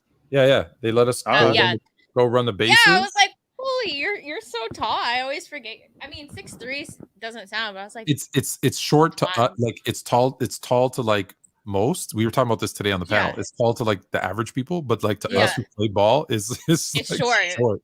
I got a short man's complex. Yeah. And just crazy, for the record, because you're not even around averages. He ain't even 6'3", he's 6'4". And he said I have a short man complex. And I told him, I said, when I used to go out with my guys, I was the shortest one. Like if that's your crew, but I mean, it's still pretty tall. It wasn't normal, but it was good. It was intimidating to others. My ex-wife had said to me that because I had a short man's complex, my ex-wife had said to me, that's because you're hanging around 6'10" and 6'11" guys your whole life. That's why you got a short man's complex. No, you're walking around with Shaq, you're gonna feel little. That's true. Shout out to Shaq. I saw him at Home Depot today. Buying a washer and dryer for just these two random women that I don't know if they were struggling or whatever, but like that was fire. I love when I see him do stuff like that. Anyone doing stuff like that. He would do stuff like that all the time. I love it. Yo. I love it. I got stories for days where he would just do stuff like that. He would. Yeah, good heart. Okay, we're gonna try to get into some of these topics so we can get to super chats. But before we do, you guys, I know a lot of you guys are still here, so get those likes up, please, because recently you guys have been slacking, and then we can't get it out to more people, and that's disappointing, especially over the summer. Like, we want to up these numbers, up the people that we can get to come watch. So, yeah, we appreciate all of you, but support us. Raekwon Johnson, thanks for watching us. Watching us at the gym. Thanks for watching us at the gym. Shout out. You know what? Because you know what they do on the panel. If they don't get the likes up, I tell a dad story. Oh boy, don't get Tone started. He got a bunch of them. You don't want to do that. I'm telling you, you don't want to do that. DJ. Shout out to DJ. All right, so let's get into this real quick. I know it's we've talked about it a little bit, but Damian Lillard is a big talk. And then I think since we discussed this last week, the Pelicans are now kind of thrown into that trade conversation of wanting Scoot Henderson. So, Fluent, do you think that, these conversations, are we going to see a blockbuster trade over the offseason? Are we going to see something big? Something that we are would actually like with Portland? It could be Portland. It could be the Pelicans. But I'm guessing that those are the kind of the two teams that we would assume would be in there, right? With Dame, with Scoot, with Zion, with Brandon Ingram. Could any of those four names be moved? I think we're going to see no less than 3 major, big block, not just from that team. No less. Wide, no less than 3 big blockbuster deals. I think you're going to see someone from Boston moved. I think you're going to see. Now, is it a blockbuster move if Zion gets moved from the Pelicans? Yes. Yeah, absolutely. You're gonna see that move. Number 1 pick, absolutely. And then I think you're gonna see a third, I'm talking all NBA caliber player move this offseason. But it's a blockbuster summer, Tone. That's what you think. Blockbuster summer. And that's not even talking about Cat's getting moved. Cat. Yes. Whoa. Okay, this is news to me. Why? Is this new? Well, the thing I'm thinking about with Cat, and I think Tone hates the Rudy Gobert, what they gave up. Oh yeah, I couldn't sleep at night if I had done that. I told you those two wouldn't work, and at the beginning you did say that before the season started. But the difference, though, Tone, is he did miss 54 games, so we didn't really get a chance to see him. True. We didn't really get a chance to see these guys together. And when we did get a chance to see him, when Cat got back and he got healthy, there was a point where they were a half a game out the 5 spot, which I was pushing for them to get to the 5 spot because I had told you before the season started I thought they were a top 5 team in the West. Right. Yep. So with that being said, I think that they give this Cat Rudy experiment. I think they give it just a little more time.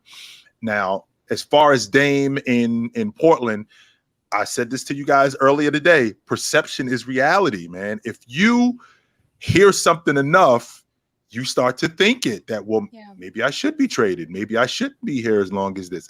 I don't think Dame wants to be traded, but I think that the organization, because they've heard this so much and what they've done for him in the past and what he had, and the fact that they haven't been able to deliver, and the fact that he's such a great player, and wanting to see him on a championship roster, I think that the Trailblazers have now looked at themselves like, well, did we do everything to get Damian Lillard a shot at an NBA championship? And now you start hearing that 200 times. Well, maybe we should look to move him in a different direction. Now, I'm of the belief that I'm taking Scoot Henderson, and not only am I taking Scoot Henderson with the 3rd pick, I'm moving off of Dame, and I'm starting over with Scoot and Simons. That's my logic. I want to build this is Damian Lillard and Scoot Henderson, Damian Lillard and CJ McCullough 2.0 with these two dudes, and that's who I'm building my unit around. So I don't think Portland's going to do that, but I think that's the best way to go. Dame doesn't want to leave.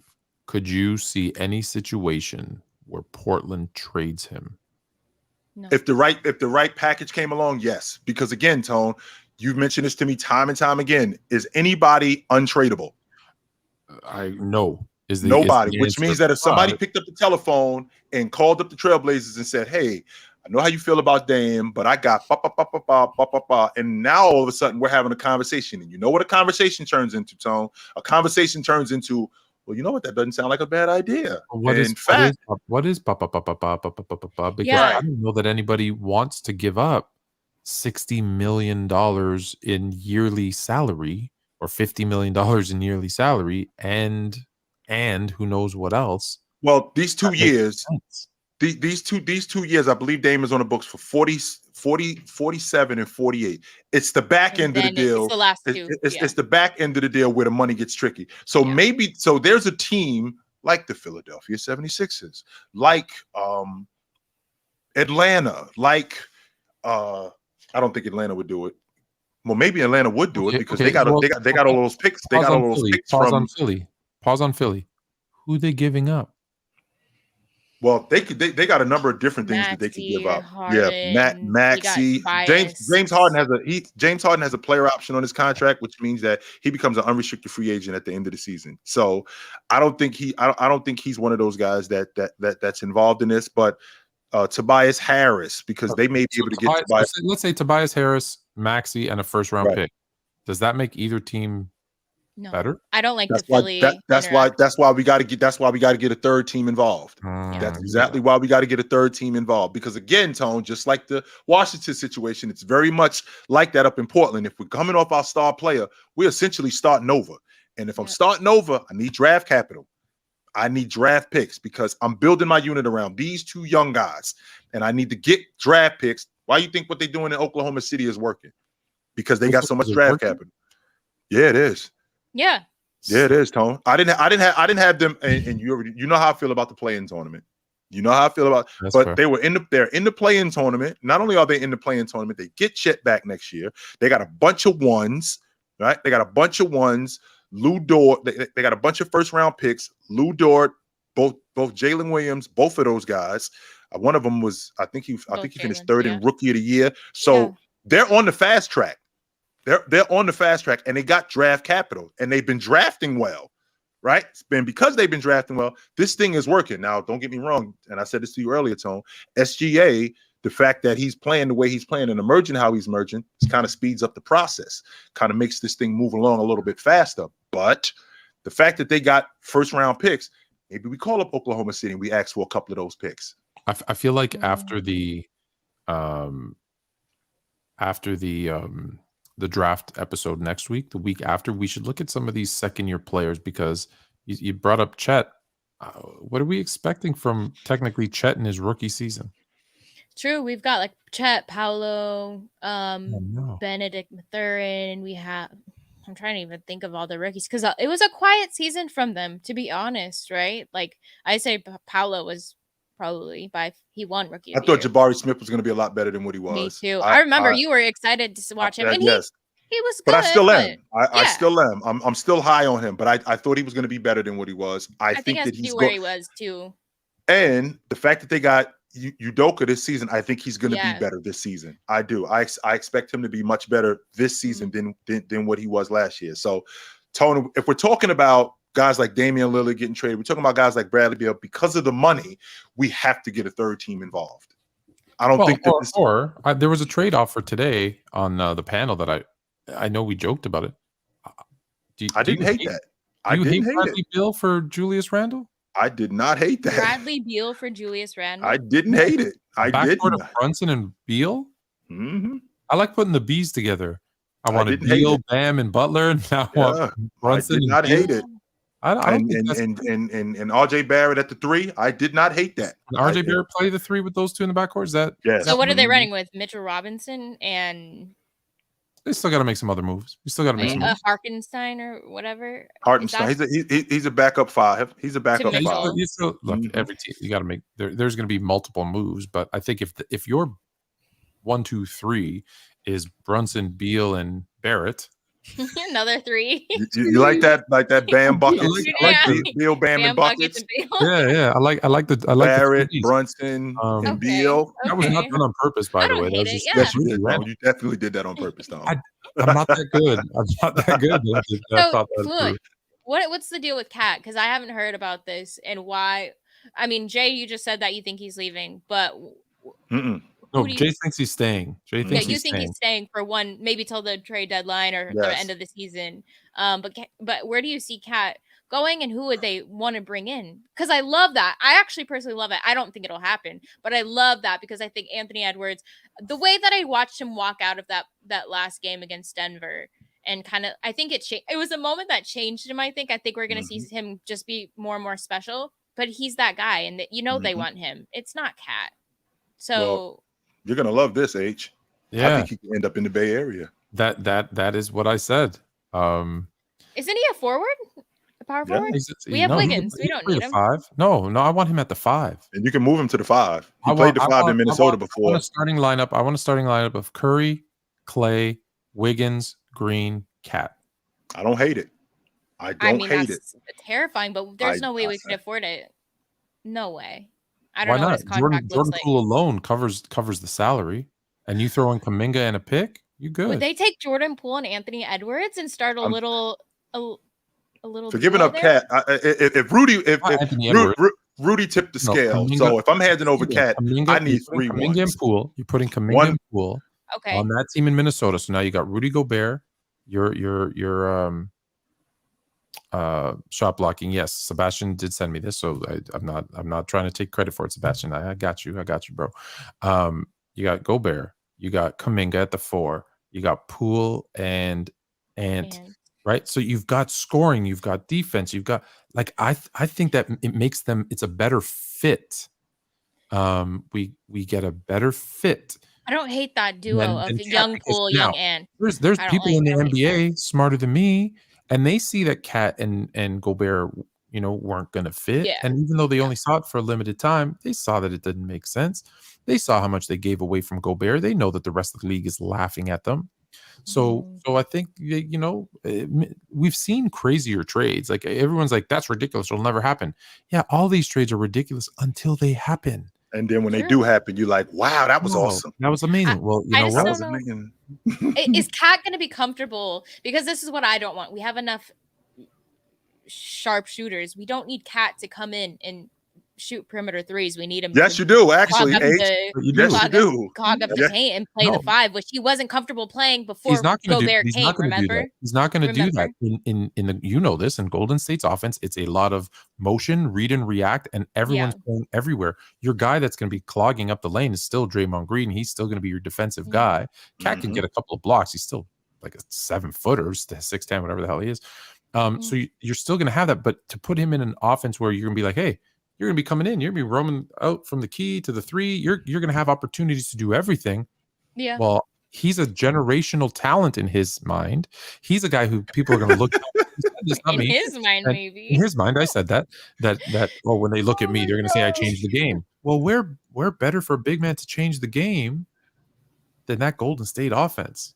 And to add to your point, Tone, Draymond isn't as abrasive as Buckets is. Now he's going to get in. He's going to get on him, but it's going to be in a more like this kind of way, as opposed to Buckets, who's like this, right? Yeah. So I think that Cat may respond to that a little bit differently than how Buckets did. I mean, Buckets completely took him out of whatever it was he was trying to do. And we also talking about a young Cat too, right? We're talking about a Cat who had only been in the league for 3 years. Him on that Golden State Warriors unit with Draymond, who now recognizes who he is, talking to a vet who hasn't really done much, right? Who has to be responsive to Draymond. But I think Draymond would be a little bit less abrasive than Buckets.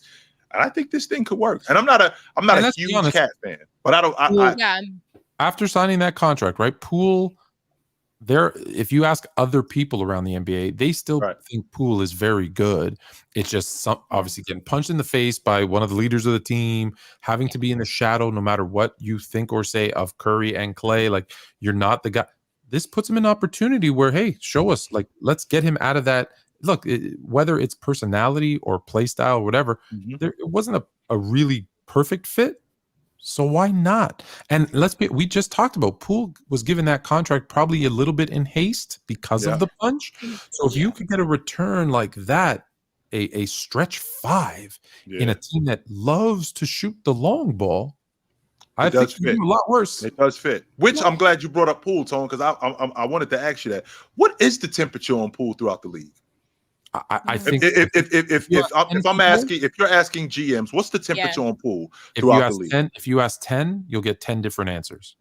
I think you'll get some people who are high on him, some people who are low on him. You'll get some people who are kind of in the middle, like, yeah, he's probably a good role player. Like, I think you'll get such a varied response because it depends. You know, not everybody listen, as much as we'd like to think, not everybody watches probably a lot of the games or focuses maybe on certain players.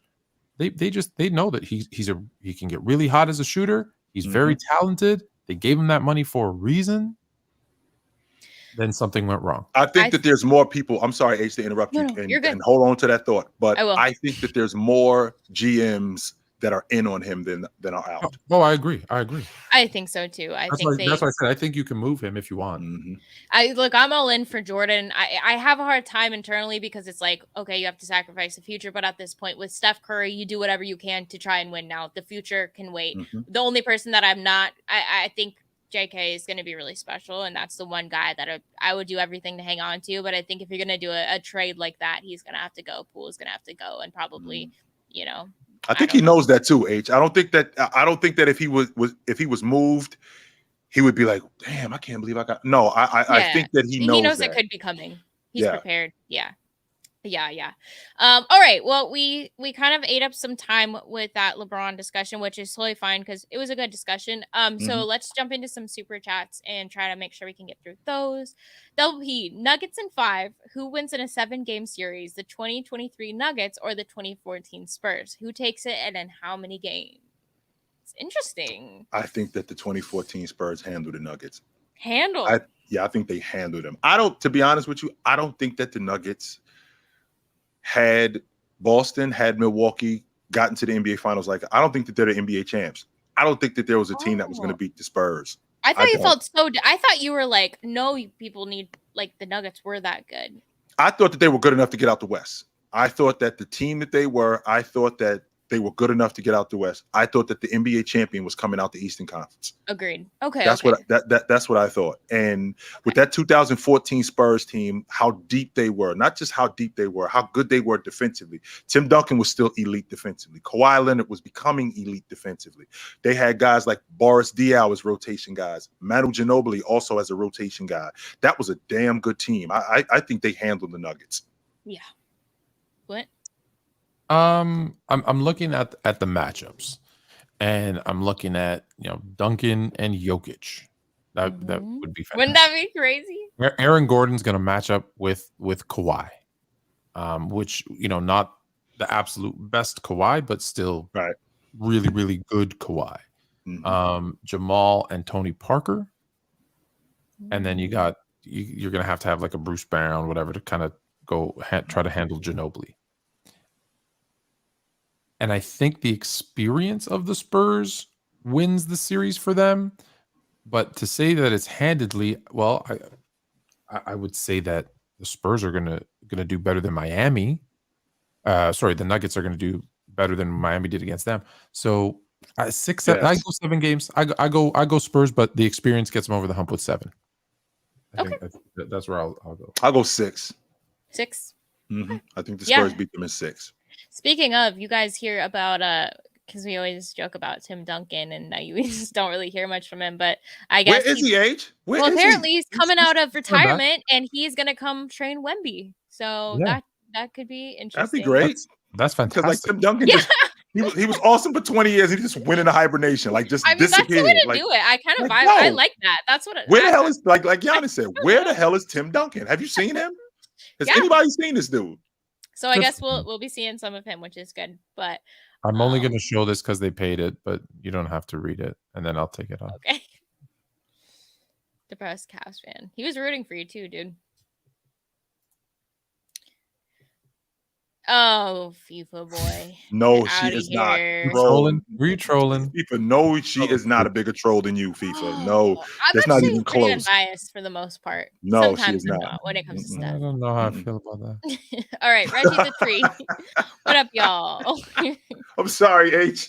Tone in is on the pin. I'm not sure about that. Hang on for a second. We'll be honest. We'll let that one slide. Thank you for all you do. It is needed. Starbridge cut backcourt duos: Isaiah Thomas and Joe Dumars. Magic and Byron and Steph and Clay. Stay encouraged. Okay, so we'll start the conversation with Isaiah and Isaiah and Joe Dumars are the only backcourt to win Finals MVP in back-to-back seasons. No backcourt in NBA history has ever done that. Who So were they're the on the teams that list. they played in those 2 years? Yes. No, but who were the teams that they played? So they beat the Lakers in 89. They beat the Trailblazers in 90. Okay. They beat the Trailblazers in 90. And both of those guys, Joe D won it in 89, Isaiah won it in 90. So they stay. So now we have Magic and Byron and Steph and Klay. As much as I love Magic, that backcourt of Magic and Byron Scott, I don't think is better than Klay and Steph. Not the backcourt. I think Magic is better than Steph, but as a backcourt, no, they're not better than Steph and Klay. Magic and Byron got to go. I know you hate this, Tone. I know you hate it. I absolutely hate this one because Byron Scott's the weak link, right? Out of the 6 of these guys, he is.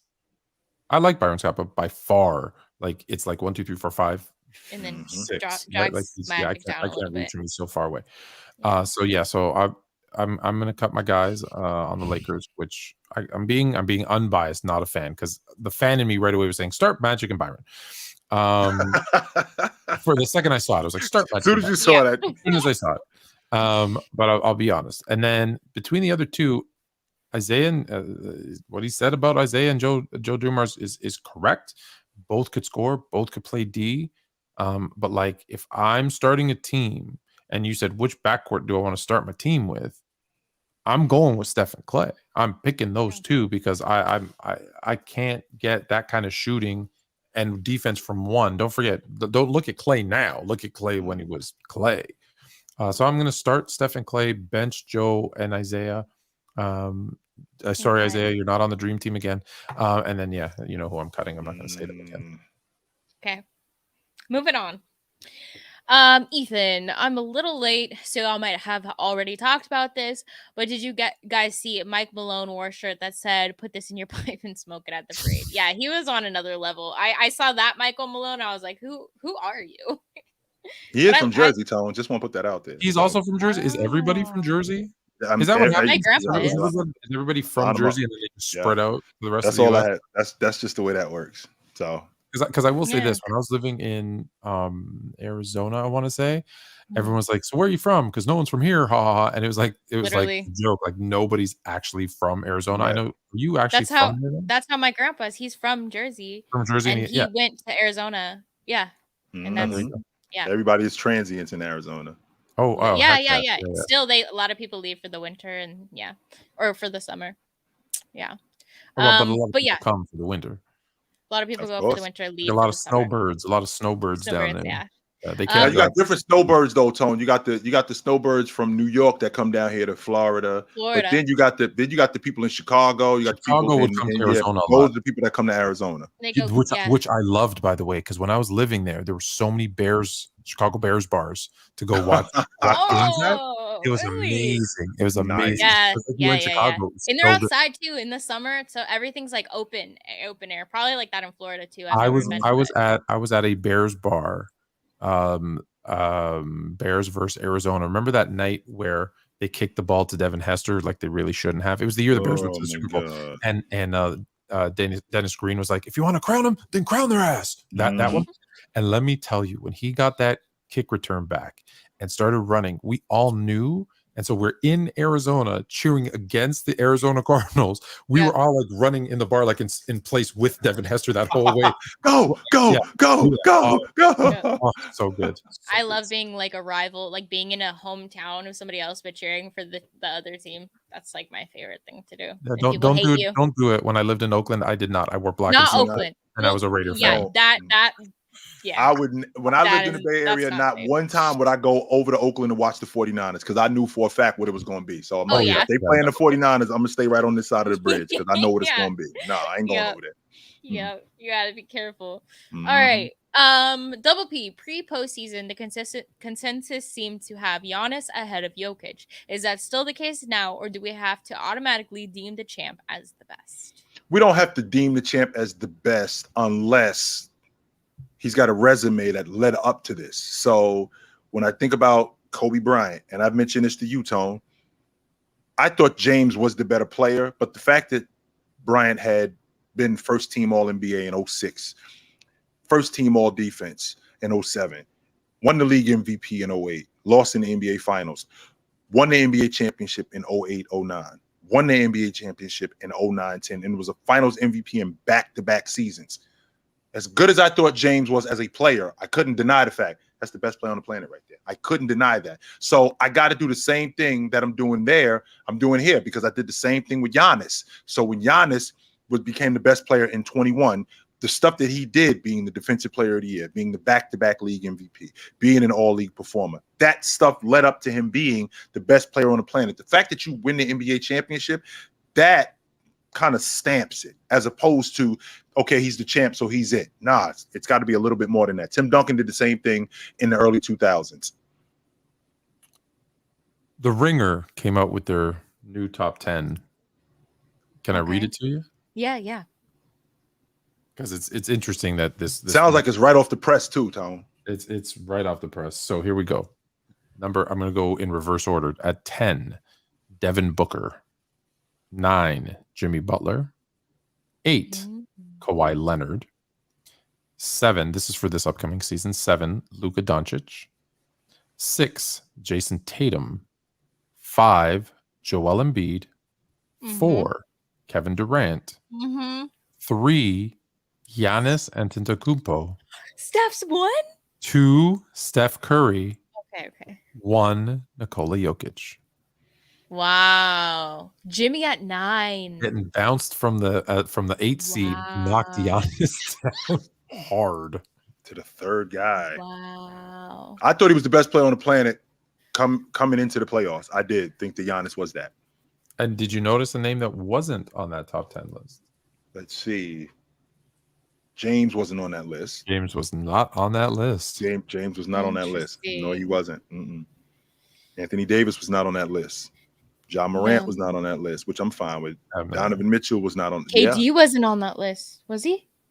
KD was 4. Yeah, he was 4. Okay. I don't hate that list. I don't hate it. I think Joel. I don't know how I feel I'll about say this. Our previous guest Ticket would have loved LeBron James. Yeah. Damian Lillard wasn't on that list neither. What was the company? Because yeah. the companies hate, some love LeBron, some don't like LeBron, so sometimes they're biased. There is no in between with James. Either you dig him, you're hot or cold. Either you dig him, there is no in between with James. Either you don't dig feel him, kind of in between, or people hate him. Between?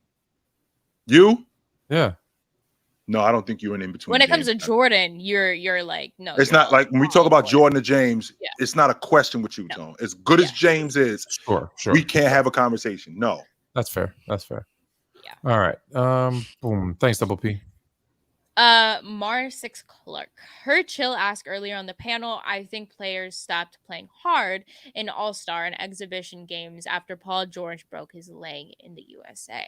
I don't know if that was to play for your country is a big deal. I heard in 2000 one of the coolest comments, because Kobe Bryant was getting married in the summer of 2000 after they won an NBA championship, and that's why he didn't play in the Olympics. And Mehmet Okur used to play for the Utah Jazz. It's from Turkey. He said, "quote If Turkey had been in the Olympics, my wedding would have got pushed back." He said that his country over anything else. He said if Turkey would have made the Olympics, my wedding would have got pushed back. He said he would have 100% played in the Olympics. So I think Team USA in the Olympics is a bigger deal in other places. It is. I think so. It's a bigger deal. He just answered his own comment. If Turkey had made it, well, there's no question if the USA is making it. So there wasn't, right? So it's a bigger deal when you don't know if your country's going to make it or not. I kind of like where he's coming from, but yeah, I think it's just this different set of priorities, maybe different globally, which is right or wrong. I can't say, but yeah. But yeah, I agree. All-Star has been extremely boring recently. It's like I understand. But like when people don't. Football, some other sports, I understand, but in basketball, there's no reason why they can't just play hard because the likelihood that they're going to get hurt, like they can get hurt scrimmaging in summer league. They do that, right? They can get hurt in an exhibit. They can get hurt in so many other places. Yep. And more times than not, when you actually do get hurt is when you're not going full out. It's when you try to hold back. So letting people just have layup or dunk lines, that's not entertaining. Mike Malone was right. Mike Malone was 100% right, Tony. Right. That was the worst All-Star game I'd ever seen. Yeah. Of all the All-Star games, that was the worst one that I'd ever seen. I think they need to prioritize children, like the kids, because that's like if I was a player, that's the one, like they're the ones that aren't going to criticize you. Also, like the media just totally criticizes them for everything that they do in the All-Star game. Like nothing is ever good enough. And I think that kind of just takes the wind out of your sails, but that's just the world now. So you got to kind of just push past it and try to have a good All-Star game. I don't know. Like it should be fun, you know? Yeah. Spoop, do you think D Wade is up there with Kawhi when it comes to what ifs? No. If you ask D Wade, yes, because D Wade thinks if he never got hurt, he'd be in the GOAT conversation. It goes to show you how delusional some players are. Yeah. Do you think there's any way, shape, or form where D Wade is in the GOAT conversation? No, I don't think that. Yeah, me neither. Not even close. Beef a boy, who's winning? Nations League USA versus Mexico. Something like CONCACAF. that. You want to try it? I don't really follow soccer as much as I used to. Is that soccer? That's how much I follow it. It is soccer. I don't know if Mexico still has Chicharito. The U.S. has actually gotten better. I think that they just played them. I think USA just played Mexico in a friendly and they lost. But I think it's Mexico. Come on, if I had to guess off the top of my head. You know better than that to ask soccer related questions. So in that case, I'll say USA. Yeah. Our soccer program has gotten better. Yeah. True. True. Sports BSP. Football. Chill, LaDainian Tomlinson or Marshall Falk? Marshall Falk was a beast. I think he was a little more versatile than LaDainian Tomlinson. I think LaDainian Tomlinson was I don't know if he was a better runner than Marshall Falk. And he was not. That's what I'm thinking, Tony. LaDainian Tomlinson played less games and rushed for like over 100 more yards. Yeah, I don't think he was a better runner than LaDainian Tomlinson. I do think he was a bit more versatile than LaDainian Tomlinson. I think he was better out of the backfield. I think he was better as a receiver. But if I had to pick between the two of them, if I had to pick between the two of them in their primes, oh man, this was a question yesterday on Gridiron, by the way, which is probably why Sports PSP appreciate you. Dude, it's killing me with this right here. All right, I'll be honest. LaDainian Tomlinson at his best, Marshall Falk at his best. LaDainian Tomlinson. There we go. You agree with me, so you're correct. Brian, better duo, Giannis and Bird or David Robinson and LBJ? I lean towards Bird and Giannis, but I think the Admiral would be a good PNR partner for LBJ. I think he would be a great PNR player with LBJ. And Bird being the playmaker that he is, he would get Giannis involved. And he would put Giannis in position to score on the regular. Yeah. And James, he'd also do the same thing with David Robinson. So between the two of them, the separator would be Bird and LBJ. And I'd go with James and David Robinson. Okay. I'm going to go with Giannis and Bird. Giannis. The best small forward and say it, Tone. Say it. I'm going. Do it, though. And just so you guys know, because I know a lot of y'all out there are saying Chill is such an LBJ guy. Just so you know, this dude over here, him and Giannis, because they're both Greek, by the way. So anytime you bring up Giannis, I'm letting you know right now, you're going to have a very difficult time with this guy saying a bad word about Giannis. I'm just letting y'all know. Just keep this in mind. I'll put it this way. Let me put it this way. We're about to do, I think tomorrow, I've asked everybody to give their top 5 favorite players of all time. Ooh, I like it.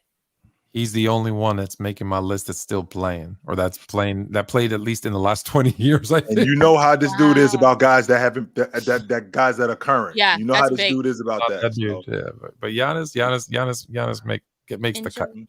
Yeah, I love Giannis. Andrew G, you guys see Nuggets parade video? Mike Malone is Lakers daddy. That was wild to say. Can't wait till next year's Lakers versus Nuggets game. I'm just saying, Tone, rent free in the most expensive space in your head. That's where the Nuggets live. But also the Lakers that's where the Lakers live. I mean, rent free. That's what I'm talking about. That's where the Lakers live. You just won the NBA championship, and y'all worried about us. Are you serious right now? Come on, man. Look, Mike. That's like me getting married and slandering my ex-girlfriend. Yeah, exactly. What we doing, yo? The Lakers are the standard. That's what everybody holds themselves to. They haven't been for about 20 years. The greatest franchise in NBA history. We were the first three-peat. We were the last three-peat. Fact. All right. Thank you very much. Laker Nation, baby. Laker Nation. All right, double P. For people against big man dominated top 10s, this finals is a good reminder that basketball is a tall man's sport. Denver was the better team, but their size also gave Miami matchup problems too small. What Steph Curry did, Tone, was Steph Curry made it fashionable for the everyday guy, because that's what Steph Curry looked like. Like, if you didn't watch the NBA, right? If you didn't watch the NBA and you ran into Steph Curry in a mall and he told you he plays professional basketball, you'd be like, no, you don't. But when you look at what basketball is, it's always been a big man game. Always. And the best players who have ever played are big guys. And the Miami Heat were overmatched primarily because of big guys. Why was Jimmy Butler struggling so much? Because he had a big guy covering him. He didn't have a guy his height covering him. He had a big guy on him, and he was struggling. So this has always been a big man's game, and I think it always will be. Yeah, I think you learned. Sorry, go ahead. No, go ahead, Flint. No, you go. You have more perspective on this than I will. Go ahead. Well, I was just going to say, yeah, I think some players learn how to defy the odds like Steph did, but the common person isn't going to be able to match that. And height, just in general, like if you have even a couple extra inches, like, you can't do much about that, you know? So it is changing. It is changing. So if I go back through the history, which you know that I'm doing, it's coming. I promise, guys, it's coming. It's coming. It's just taking longer to get the footage that I want. I might just do it without as much footage as I wanted. But anyways, if you look at the 40s, the 50s, the 60s, the 70s, and the 80s, and I'll stop there. Every NBA champion, I'm sure there's going to be an exception, for the most part, had a dominant big man. Would you agree or disagree? Agree. Right. Okay. Yeah. The 90s was actually when it changed, and that was because of Michael Jordan, right? 6 out of those 10 years in the 90s, they did not have, they had Bill Cartwright, Bill Wennington. Shout out to Bill Wennington, three-peat. Only 9 Canadians have won an NBA championship. Bill Wennington, one of those. Luke Longley. Not names that you're thinking whatever, but the years that the Bulls didn't win, it was a dominant center 2 years in Olajuwon, and then it was a dominant combo, right? Tim Duncan and David Robinson. And so that's that decade. So if it wasn't for Jordan, it was still dominated by big men. 2000, well, now you're back to Shaq getting 3, going to 4 of them. You had Detroit, had Ben Wallace and Rasheed Wallace. You had Duncan again. So the 2000s were also dominated by big men. Where it changes is in the 2010s, where LeBron goes to 8 straight. 9 10 years. 9 and 10 years. And now, who's beating them? You did have Duncan beating them once. And then you had the Warriors. And Dirk. Again, no dominant. Well, Tyson Chandler. I don't think you're calling Tyson Chandler a dominant big man. Yeah. So that's where it changes, is in the 2010s, where it's LeBron, Curry for the most part. There's obviously exception. And then the 2020s, well, we're only 3 years into it, but it was what have we had? We had Kawhi, we had the Raptors, the Lakers, no big man. Well, again, dominant big man. When I say big man, well, think about it, Tony. You just said it. In 20, Giannis, Anthony Davis. Would you call Giannis a dominant big man? In 20, you had Anthony Davis, who was the anchor on that unit. Okay. So you have Anthony Davis, Giannis. In 21, Giannis, and in 22, and then Curry. It's the Warriors, so it's not again. And then this year.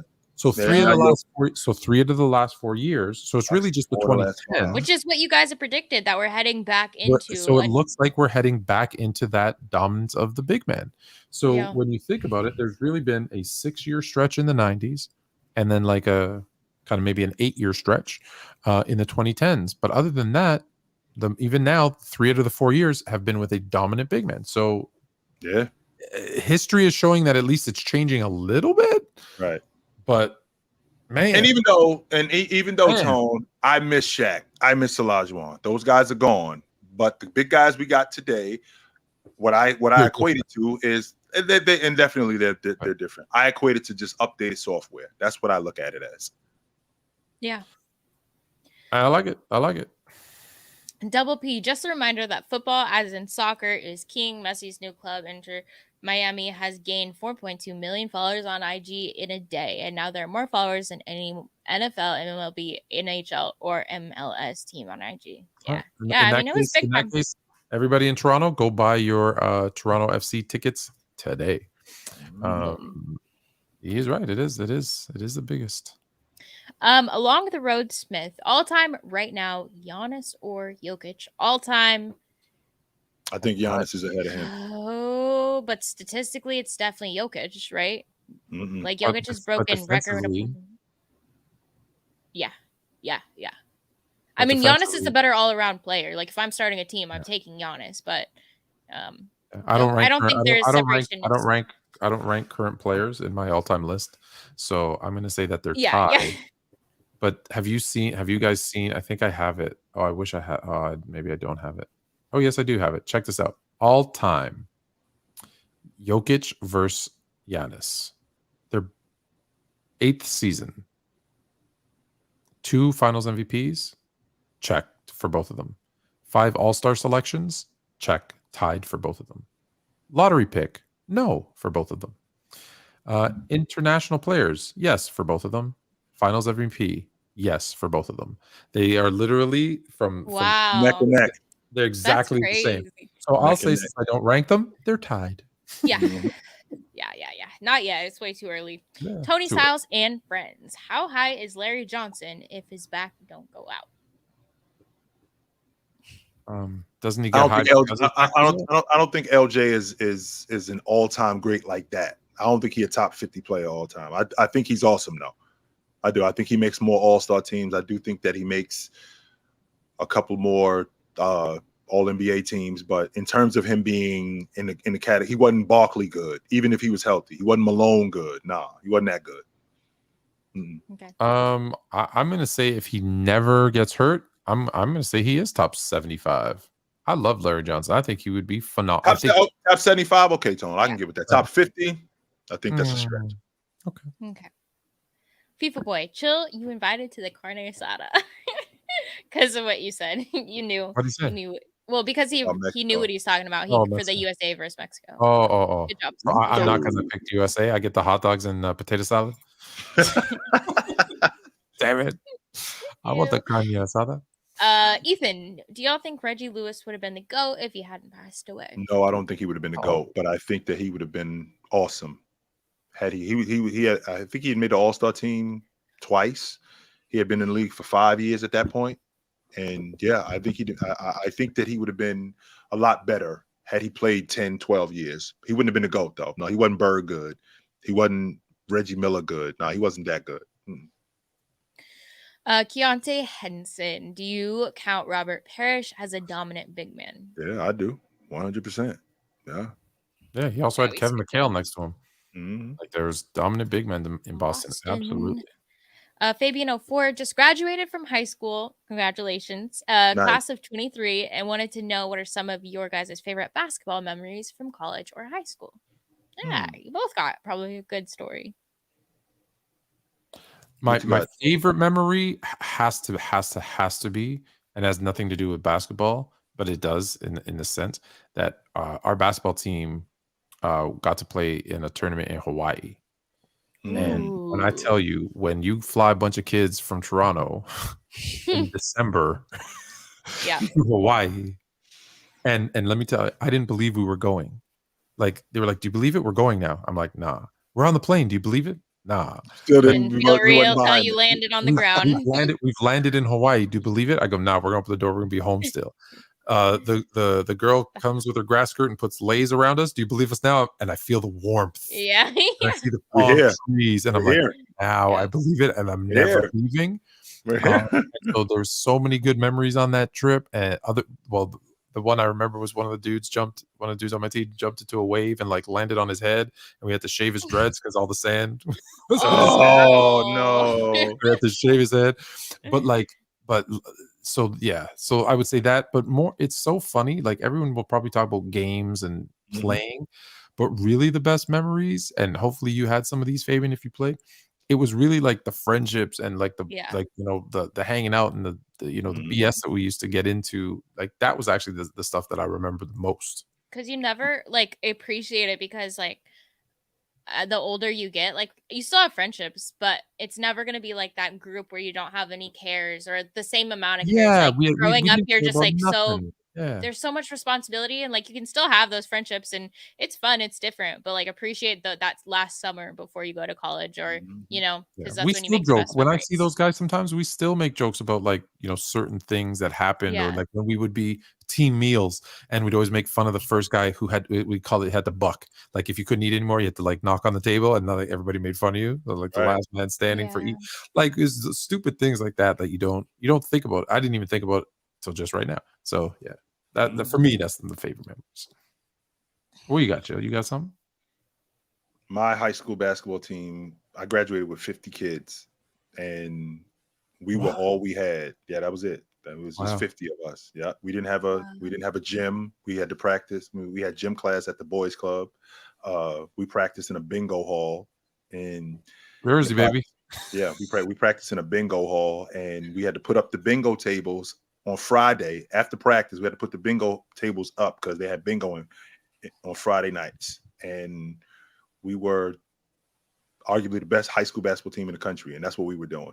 That's one of the things that I remember the most about us. Like, we're kicking each other's ass, and at the end of this, we got to put up bingo tables. You know what's funny? That's how we paid for our trip to Hawaii. We ran bingos. So we'd go work and like sell tickets to the people that they would use those dabbers on, and like they could still smoke indoors in those days too, right? So it was like, here's just that's a Marge. Yeah, that was nasty. C62. All right. Bingo. Last couple ones, and then we gotta end the show, you guys. But Fluent, in my opinion, the Celtics are Bill Russell merchants. He was responsible for 11 of their 17 chips. What do you think? I agree. I agree 1,000%. Facts. 1,000%. Since then, Celtics fans should not be. Just think about it. Since that run, they've won 6. That's 69 years. From 69, 50, whatever. Like 6. That's not a lot. If you there's one a decade. That's take it a step further than that, Tone. Since 1986. These how many they won? Yes, since they lost Bird was one. Wow. Since 1987, almost 40 years. You call them Russell and Bird merchants. Yes. I'm sure one's coming. I'm sure one's coming here shortly with Tatum and Brown. I think it'll happen. I just don't want to see it. I don't want to live to see it, but all right. I don't know. Miguel, hey Fluent, I'm from Massachusetts. I plan to visit my brother in Arizona next year. Other than Sedona and Grand Canyon, what are places you recommend? Sedona for sure. Grand Canyon, I guess. You gotta do the Grand Canyon. It's for Tony, me, you sound like the Grand Canyon is a little overrated. No, I did. He did. But it is. It's a big hole in the ground. It's dope. No, it's one of the 7 wonders of the world. It's dope. But I would say, like, if you're going to visit your brother and you're down for like that outdoorsy, definitely go like you can go 4-wheeling. You can go like where you go down the like sand dunes. You take the donkeys and you go down to the bottom to the Colorado River. Oh yeah. I've never done that. But, yeah. But I would say if you're going to be do not do a helicopter trip, and not just because of Kobe Bryant. I was supposed to do one, and the day before we went, our plane crashed into the side of it, and all was left was a black smudge. Do not do the helicopter. All right, Dude, I will never ride in a helicopter. I will never go. And then Kobe happened, and I'm like, I'm never going in a helicopter ever. They're not ever, safe. They in Hawaii they crash all the time. But it's really sad. Here's the funny part, Miguel. It's a better question for Hailey because she lived there. But like, I don't know that there's much. Like, there's so much to do, and there's nothing to do. If that makes sense. Facts. I agree. It's like a really great outdoorsy. Just don't fall in the big hole. Just don't do that. Yeah. Don't fall in the big hole. There's no People rails. have done that. There's no rails. You mean there's no rails, Tom?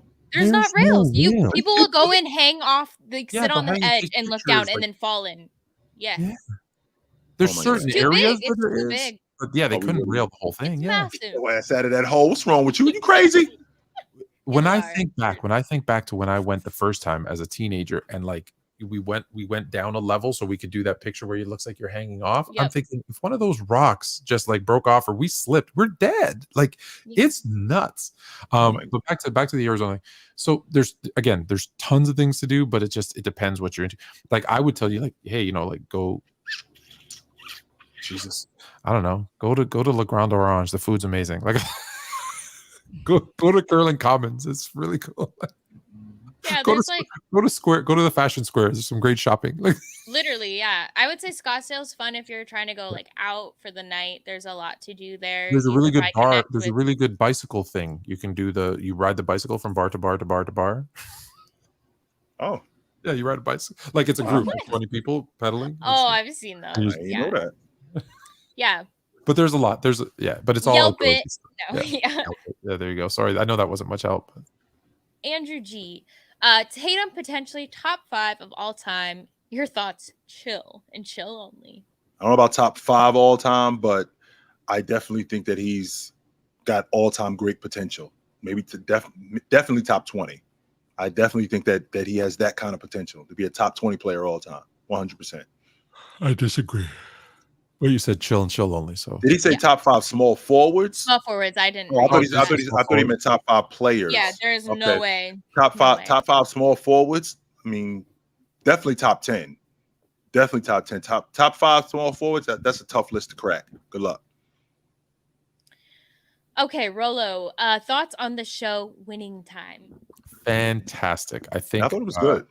I think the second season is coming out August 6th or something like that. And I cannot wait to see it. I thought it was fantastic. And it's interesting because what I did was I watched Winning Time. Mm-hmm. And I know that Jerry West hated the way he was portrayed. But so I watched Winning Time. And then I watched, I forgot on what it was. Maybe on Apple. No, I was on another thing. I watched the Magic Johnson. He does one. And I wanted to see like which other things matched up. Right. And there was a lot that matched up. So they might made it a little bit more, extravagant, dramatic, right, for TV. But there's a lot of stories in there that was like, oh, I did not know that. Or, oh, I always wondered. I thought that was true. But now I kind of got confirmation because when you see it in Winning Time and you see it in the Magic Johnson, his own one, when it's in his own words, I'm like, oh, those two stories match up. So that I thought it was great. Let's see. We got, what is this? Oh, this was, okay. Remember that guy that came on and asked us, he had just started watching basketball.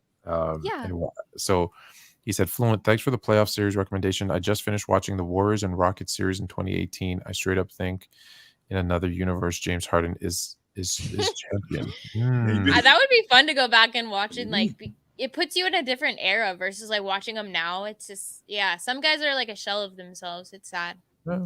I guess technically in the infinite multiverse that everyone's been a champion. Do we say goodnight or do you want the story? Oh boy. Let's go, man. Wrap it up. We're not doing. What you got, Tone? What you got, Tone? You want to hear the story? It's fast. It's super fast. Go. So I'm 12 years old. My parents moved me from the city to the burbs.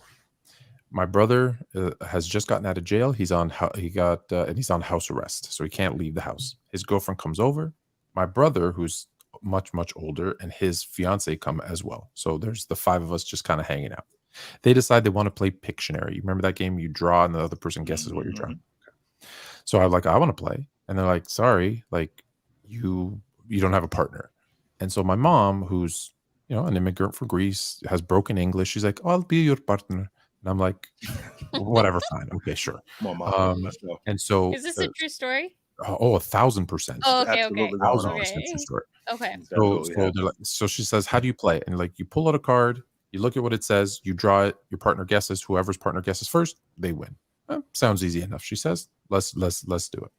So they all pick the card, they look at it, right? And all the three women look at the card. My mom looks and she goes, are you guys sure? And they go, yep. It's the game. And she goes, okay, I don't want to let down my son, right? So no problem. So they all start drawing. I start screaming out, sorry, censors, cock, penis, balls. Whoa, time out. Everybody says, stop. What the hell are you saying? I'm like, what? And I show them what she's drawing. Well, what is she drawing? That's what she's drawing. And they're like, what is wrong with you? And so my mom picks up the card and says, what? D-I-G, dick. Oh, no. Ethan, just so you know, Ethan, you started this, Ethan. This is your fault, Ethan. You started this. You know what it was doing. You did know what you was doing, Ethan. We still have the picture. You don't still have it, Tone. Was everybody's faces like when your mom was drawing? Were they like... My mom's face to this day, if you just say the word Pictionary, she goes red. I bet. Think about it. I was 12, right? So you know how long ago. Yeah. My brother still has the picture. I'm like, dude, you need to like frame that, put that up on the wall. So it was, and that's from what? That's from Where the Millers, Fluent. Don't be that is not. If they did that, they stole that story from me because I had that story as I've been telling that story for 35 years because it actually happened. So someone must have heard that. Someone must have heard that story from me, and they stole it. I gotta go watch that movie, and then I'm gonna sue them. So that's my Pictionary story. That's hilarious. There you go. Is your mom still doing okay? Yeah. Yes, she's doing. Yeah, I didn't know. No, she's doing very well. Does any of your family live in Greece still? Or have they all been come here? No, like my cousins and uncles, I have more in Greece than here, but like my immediate family's all here. Oh, that's cool. Yeah. Aw. Well, thanks for ending us off with that lovely story. Shout out to y'all. Don't we have one more? We have another super chat? Oh, wait. Yeah, we do. I don't want to miss one. You're right. Yeah. Yeah, we do. Here, how do I get it? Here, it won't show up on screen, I think, but I'll read it because I have it. Did y'all see Jerry West was on Paul George's podcast? That's crazy legendary. Yes, and I did see that. I watched some of the clips. I haven't watched the whole interview yet. It was actually a very good one too. It was. Yeah, did you see it? Isn't Euro? I saw some of it. I didn't see the whole thing, but I saw some of it. Is Euro what? Is Euro working on that? He works on what? He works on that show? I don't know. I saw him posting stuff about like. Wait, did he say Paul George? Yeah, Paul George podcast. I think he might be working on it. He's working on that. Oh, we gotta call him out. Maybe I'm wrong. Our old friend, Coach Lou. Remember Coach Lou came on here? Yeah. The one that had the famous "doesn't mean anything, it means nothing." That clip. That's my favorite clip, by the way. He's working on that show, Showtime. Oh, but with KG, I think, and Paul Pierce. And Paul Pierce, yeah. So I was like, dude, tell him to come on. Tell him to come on the show. Yeah, absolutely. All right, you guys. Just for heads up, next week, like we said, we have a bunch of guests coming on. It's gonna be chill. It's gonna be panel style. It's gonna be good. So we're gonna have agents, some ex-players, some upcoming players. So don't forget to join us next week. And yeah, we'll see you next Thursday. Jay, take it light, but take it. I love that comment for you there. Oh yeah, because I'm your daughter.